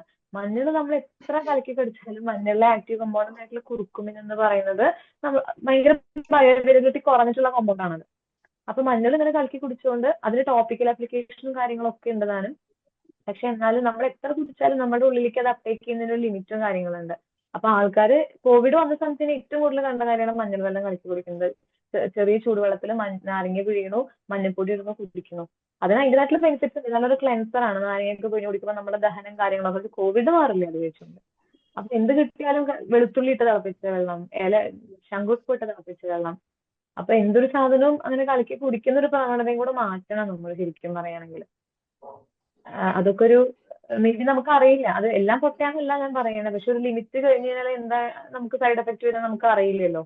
അപ്പൊ അങ്ങനത്തെ ഒക്കെ ഒരു കാര്യം കൂടെ മാറ്റണം. അതും ഒരു ഡ്രഗ് അബ്യൂസ് ആണ്. അതൊരു നമ്മളെ കുറുക്ക് അതായത് അതിൽ എന്തൊക്കെ ഡ്രഗ്സ് ഉണ്ട് അല്ലെങ്കിൽ എന്തൊക്കെ മോളിക്യൂൾസ് എന്തൊക്കെ എഫക്ട് ചെയ്യുന്നുണ്ട് എന്നുള്ളത് ആരും പഠിക്കാറില്ല. ഇല്ല. അതിനുള്ള പഠനങ്ങൾ നടന്നുകൊണ്ടിരിക്കുകയാണ്. അപ്പൊ ഞാൻ അന്ന് പറഞ്ഞ പോലെ ഞാൻ അന്നൊരു എക്സാമ്പിൾ നിത്യ കല്യാണിയുടെ കാര്യം ഞാൻ പറഞ്ഞു. നിത്യ കല്യാണി എന്നാണ് വിൻക്രിസ്റ്റിൻ, വിൻബ്ലാസ്റ്റ് എന്ന് പറഞ്ഞുള്ള 2 ആന്റി ക്യാൻസർ ഡ്രഗ് ഉണ്ടാക്കിയിരിക്കുന്നത്. നമ്മൾ അതും പറഞ്ഞ് നിത്യ കല്യാണി കഴിച്ചോണ്ടോ അതിന്റെ ഇല കുറച്ച് കഴിച്ചോണ്ടൊന്നും ആ ഒരു ആന്റി ക്യാൻസർ പ്രോപ്പർട്ടി കിട്ടില്ലല്ലോ. അപ്പൊ ആൾക്കാരിലേക്ക് പക്ഷെ അത് പറയുമ്പോൾ അങ്ങനെ ഒരു ചിന്ത പോവാണ്ടിരിക്കുക എന്നുള്ളതാണ് ഏറ്റവും നല്ല ഒരു കാര്യം എന്ന് പറഞ്ഞത്. അപ്പൊ നമ്മൾ അവെയർ ആയിരിക്കുക, നമ്മൾ എന്ത് കഴിക്കുമ്പോഴും അവെയർ ആയിട്ടിരിക്കുക. അതുപോലെ മുരിങ്ങയുടെ ഇല വെറുതെ തിളപ്പിച്ച് കുടിക്കുന്നത്, ഇതൊക്കെ ഞാൻ ഇവിടെയും കാണുന്ന കുറച്ച് കാര്യങ്ങളാണ്. അപ്പൊ അതൊക്കെ BP കുറയ്ക്കും. BP അങ്ങനെ അത്രയും താഴെ പോയാൽ നമ്മൾ എന്ത് ചെയ്യും? അപ്പൊ അതൊക്കെ ഒന്ന് ടെസ്റ്റ് ഇതാക്കി നോക്കുക. കയറ്റൊക്കെ കുറെ ഇവിടെ കാണാറുണ്ട് ഇങ്ങനെ കലക്കി കുടിക്കുന്ന പരിപാടികൾ, അത് ഒഴിവാക്കുക. ഒരു ചോദ്യം കൂടി വന്നിട്ടുണ്ട് ഇതില്.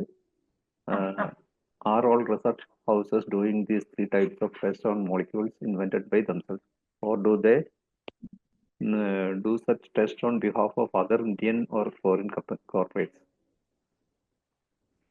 അതായത് നമുക്കൊക്കെ അവിടെ വരാറുണ്ട്, അതായത് ഔട്ട്സോഴ്സ് ചെയ്യാൻ വരാറുണ്ട്. അതായത് ഇൻവൈവോ സ്റ്റഡീസ്, അനിമൽ സ്റ്റഡീസ് ഒന്നും എല്ലാവിടെയും പോസിബിൾ ഒന്നല്ല. അപ്പൊ അതുകൊണ്ട് പുറത്തുനിന്ന് നമുക്ക് ടെസ്റ്റ് ചെയ്യാനായിട്ട് കോമ്പൗണ്ട്സ് വരാറുണ്ട്. സൈറ്റോടോക്സിറ്റി ആണെങ്കിലും ഇൻവിട്രോ സ്റ്റഡീസ് ആണെങ്കിലും അതിന്റെ ടോക്സിറ്റി ചെക്ക് ചെയ്യാനും കാര്യങ്ങൾക്കൊക്കെ ചെക്ക് ചെയ്യാനൊക്കെ പുറത്തുനിന്ന് കോമ്പൗണ്ട്സ് അവൈലബിൾ ആയിട്ടില്ല. അത് ചിലപ്പോ ചെയ്യാൻ വരാറുണ്ട്. ഓക്കെ ഓക്കെ, നെറ്റ്വർക്ക് ഇഷ്യൂ ആയിരിക്കാം സർ. Network issue. അപ്പോ ആയിരിക്കണം. അപ്പോ പുറത്തുനിന്ന് അങ്ങനെ വരാറുണ്ട്, ചെയ്യാൻ കോമ്പൗണ്ട്സ് ചെക്ക് ചെയ്യാനൊക്കെ വരാറുണ്ട്. പുറമേന്നുള്ള ആൾക്കാർ കൂടുതലും നമ്മളതിന്, കാരണം ഏറ്റവും വലിയ തമാശ എന്താ വെച്ചാൽ നമ്മളിവിടെ ചീപ്പായി ചെയ്തു കിട്ടും. അതുകൊണ്ടായിരിക്കാം നമ്മളെ അപ്രോച്ച് ചെയ്യുന്നത്. അവർ നമ്മുടെ അടുത്ത് ബാർഗെയിൻ ചെയ്യാൻ നിൽക്കും. അങ്ങനത്തെ കണ്ടീഷൻ വരെ ഉണ്ടാവും, നമ്മളത് ഒഴിവാക്കി വിടും. കാരണം നമ്മുടെ ടൈമും കാരണം പൈസയ്ക്ക് വേണ്ടിയിട്ടല്ല, കെമിക്കൽസ് എന്ന് പറഞ്ഞാൽ ഭയങ്കര കോസ്റ്റ്ലിയാണ്. അതായത് ഗോൾഡിനെക്കാട്ടിലും കോസ്റ്റാണ് കെമിക്കൽസിന്. അപ്പോ നമുക്ക് സത്യം പറഞ്ഞു കഴിഞ്ഞാൽ ആ കെമിക്കൽസ് മേടിക്കാനുള്ള കോസ്റ്റാണ് നമുക്ക് വേണ്ടത്. വളരെ കോസ്റ്റ്ലിയാണ്. ഒരു 1 മില്ലിഗ്രാം ഒക്കെ കിട്ടാൻ, ഇപ്പൊ ഈ ഡോക്സോറിബിസിന്റെ കേസിൽ 5 മില്ലിഗ്രാം ഡോക്സോറിബിസിൻ ആന്റി ക്യാൻസർ ഡ്രഗ് ആണ്. 5 milligram ഡോക്സോറിബിസിൻ cost around 12,000 to 13,000 rupees. അതിന്റെ GST കൂടെ വരുമ്പോൾ നമുക്ക് താങ്ങില്ല. അപ്പോ അത് ആകെ കുറച്ചുള്ളൂ. 5 മില്ലിഗ്രാം എന്ന് വളരെ കുറവ് കോമ്പൗണ്ട് ആണ് അത് ഉള്ളത്. അപ്പോ അതുകൊണ്ട് ആൾക്കാരെ അപ്രോച്ച് ചെയ്യുമ്പോൾ അതിങ്ങനെ പുറത്തുനിന്ന് നമ്മൾ പൈസ കുറച്ച് ചെയ്ത് കിട്ടാൻ വേണ്ടി, നമ്മൾ ഡെവലപ്പിംഗ് കൺട്രി ആണ് അങ്ങനെ എന്നൊക്കെ പറഞ്ഞിട്ട് നമ്മളിൽ വന്ന് ചെയ്യാൻ നോക്കാറുണ്ട്. പുറമേ നിന്നും വരാറുണ്ട്, നമ്മുടെ നാട്ടിൽ നിന്നും പ്രൈവറ്റ് കമ്പനീസ് വരാറുണ്ട്. ഓക്കെ, കാര്യമായിട്ട് ക്വസ്റ്റ്യൻസ് ഒന്നും ഇല്ല എന്നുണ്ടെങ്കിൽ ഞാനൊരു ക്വസ്റ്റ്യൻ കൂടി ചോദിച്ചിട്ട് നമുക്കത് അവസാനിപ്പിക്കാം. അത് ആൻസർ ചെയ്യണമെന്ന് താല്പര്യം ഉണ്ടെങ്കിൽ മാത്രം ചെയ്താൽ മതി. ഇപ്പോ അല്ല, ഞാൻ ചോദിക്കുന്നത് എന്താ വെച്ചിട്ടുണ്ടെങ്കിൽ, രണ്ട് കണ്ടുപിടുത്തങ്ങൾ പാറ്റന്റിന് അയച്ചിട്ടുണ്ടെന്ന് പറഞ്ഞു.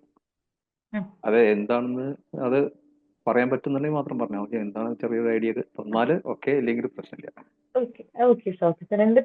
ഒരു പേഴ്സണൽ അച്ചീവ്മെന്റിന്റെ ഒരു കാര്യമാണ്, പക്ഷെ അത് കംപ്ലീറ്റ് ആയിട്ടില്ലല്ലോ, പാറ്റന്റ് കിട്ടിയിട്ടില്ല. അപ്പോൾ കിട്ടിയിട്ടില്ല. അത് ഞാൻ ജസ്റ്റ് ഒന്ന് അതിന്റെ ഒരു ഫ്രെയിം പോലെ പറഞ്ഞു. അതായത് ഒന്ന് നമുക്ക് ഒന്നാമത്തെ പേറ്റൻസി എടുത്ത കാര്യം നമുക്ക് PhD ഡിസ്ക്ലോസ് ചെയ്യാൻ പറ്റില്ല. അത് അപ്പൊ PhD അവിടെ അത് നമ്മൾ ഹോൾഡ് ചെയ്ത് വെക്കണം. പേറ്റൻസി എടുത്തിട്ട് ഒരു 1 ഇയറോ എത്രയോ കഴിഞ്ഞിട്ടാണ് നമുക്കത് പുറത്തേക്ക് അത് പബ്ലിഷ് ചെയ്യാനോ കാര്യങ്ങളോ പറ്റുള്ളൂ. അപ്പൊ നമ്മളത് അവിടെ ഹോൾഡ് ചെയ്ത് വെക്കണം ആ ഡാറ്റ. അപ്പൊ അതുകൊണ്ട് ഞാൻ തീസിസിൽ വർക്കല്ല, പക്ഷെ തീസിസ് ചെയ്തുകൊണ്ടിരിക്കുന്നതിന്റെ സൈഡിൽ കൂടെ കണ്ടുപിടിച്ചൊരു കാര്യമാണ്. അപ്പൊ നമ്മുടെ മഷ്റൂം കൊടുത്ത സമയത്ത് ചെറുതായിട്ട് ട്യൂമർ ലോഡ് കുറഞ്ഞിരുന്നു. അപ്പൊ ട്യൂമർ ലോഡ് കുറഞ്ഞപ്പോൾ അതിന്റെ ഒരു ചെറിയൊരു പേറ്റന്റിനാണ് നമ്മളത് പബ്ലിഷ് ചെയ്തത്. പിന്നെ സെക്കൻഡ് വൺ എന്ന് പറയുന്നത്, ഞങ്ങൾ വേറൊരു മഷ്റൂമിന്റെ പേര് ഞാൻ പറയുന്നില്ല, വേറൊരു മഷ്റൂമിന്റെ ഹെയർ ഫോൾ, അതായത് ഹെയർ ഗ്രോത്ത് പ്രൊമോട്ടിങ് ആക്ടിവിറ്റി, അത് ഞങ്ങളത് വേറെ ആൾക്കാരെ അപ്രോച്ച് ചെയ്തിരുന്നു ഹെയർ ഗ്രോത്തിന്റെ സ്റ്റഡീസിന് വേണ്ടിയിട്ട്. അപ്പൊ ഞങ്ങൾക്ക് അപ്പൊ ഒരു ഐഡിയ തോന്നി, അങ്ങനെ ഒരു കൗതുകം തോന്നി, ഞങ്ങൾ സാങ്ഷൻ എടുത്ത് അങ്ങനെ ഒരു ഹെയർ ഗ്രോത്ത് പ്രൊമോട്ടിങ് ആക്ടിവിറ്റി ചെയ്തിരുന്നു. നല്ല രീതിയിൽ കണ്ടപ്പോൾ അതൊരു 5-alpha reductase എന്നുള്ള എൻസൈമിന്റെ ഇൻഹിബിഷൻ ഒക്കെ കാണിക്കുന്ന ഒരു കോമ്പൗണ്ട് ഉണ്ട് ആ മഷ്റൂമിൽ. അപ്പൊ ഞങ്ങൾ അത് നോക്കിയപ്പോൾ എനിക്ക് നല്ല രീതിക്ക് ഒരു റിസൾട്ട് കിട്ടി അവിടെ. അതിനാണ് സെക്കൻഡ് പേറ്റന്റ് എടുത്തിരിക്കുന്നത്. ഹെയർ ഗ്രോത്ത് പ്രൊമോട്ടിങ് ആക്ടിവിറ്റി നല്ലൊരു വർക്കായിരുന്നു. അത് കുറച്ച് ഇൻട്രസ്റ്റിംഗ് ആയിട്ടുള്ള വർക്കായിരുന്നു അത്. Okay, good. അപ്പോ എന്തായാലും ഇതാരും പരീക്ഷിക്കേണ്ടെന്ന് വിചാരിക്കുന്നു. കാരണം മഷ്റൂം എത്രയോ ആയിരക്കണക്കിന് തരത്തിലുള്ള മഷ്റൂം ഉണ്ടെന്ന് കേട്ടിട്ടുണ്ട്. എനിക്കറിയില്ല. കൂടുതൽ സ്നേഹയ്ക്ക് പറയാൻ പറ്റും. അതിലെന്താണ് ഏതാണ് എന്ന് അറിയാണ്ട് ആരും എടുത്ത് ചാടരുത് എന്നുള്ളൊരു, ഇതുപോലെ എല്ലാം കലക്കി പൊടിക്കുക എന്നുള്ളൊരു ഏർപ്പാടിലേക്ക് പോകരുത് എന്നുള്ളൊരു ഇത്. പക്ഷെ എന്തായാലും അതിന് പോസിറ്റീവായിട്ടുള്ളൊരു റിസൾട്ട് കിട്ടി എന്നുള്ളത് വളരെ സന്തോഷം. മാത്രമല്ല അതിന് പാറ്റന്റ് കിട്ടട്ടെ എന്ന് ആശംസിക്കുന്നു. പിന്നെ നമുക്ക് നിർത്താമെന്ന് തോന്നുന്നു. സ്നേഹ വളരെ ഭംഗിയായിട്ട് ഈ വിഷയം അവതരിപ്പിച്ചു. വളരെ എന്താ പറയാ, ചെറിയ സയൻസിൽ വളരെ ആധികാരികമായിട്ട് അറിയാത്ത ആൾക്കാർക്ക് പോലും വളരെ ഭംഗിയായിട്ട് മനസ്സിലാക്കാൻ പറ്റാവുന്ന തരത്തിലാണ് ഈ വിഷയം അവതരിപ്പിച്ചത്. വളരെ സന്തോഷം. Thank you very much. മാത്രമല്ല ഇതിൽ ഈ പ്രോഗ്രാം കാണാൻ വന്നിട്ടുള്ള എല്ലാവർക്കും സയൻസ് പീപ്പിളിന്റെ ഇതിൽ നന്ദി അറിയിക്കുന്നു. ഇനി അടുത്ത ആഴ്ച കഴിഞ്ഞ് പിന്നത്തെ ആഴ്ച വീണ്ടും നമ്മളൊരു വിഷയമായിട്ട് വരുന്നതായിരിക്കും. എല്ലാവരും തീർച്ചയായിട്ടും ജോയിൻ ചെയ്യുക. കൂടുതൽ ആൾക്കാരിലേക്ക് ഈ കാര്യങ്ങളിൽ സയൻസിന്റെ ബേസിക് ആയിട്ടുള്ള കാര്യങ്ങളിൽ എത്തിക്കാനായിട്ട് നിങ്ങൾ കൂടി സഹകരിക്കുക. എല്ലാവരോടും നന്ദി ഒരിക്കൽ കൂടി പറഞ്ഞ് ഈ സെഷൻ ഇവിടെ അവസാനിപ്പിക്കുകയാണ്.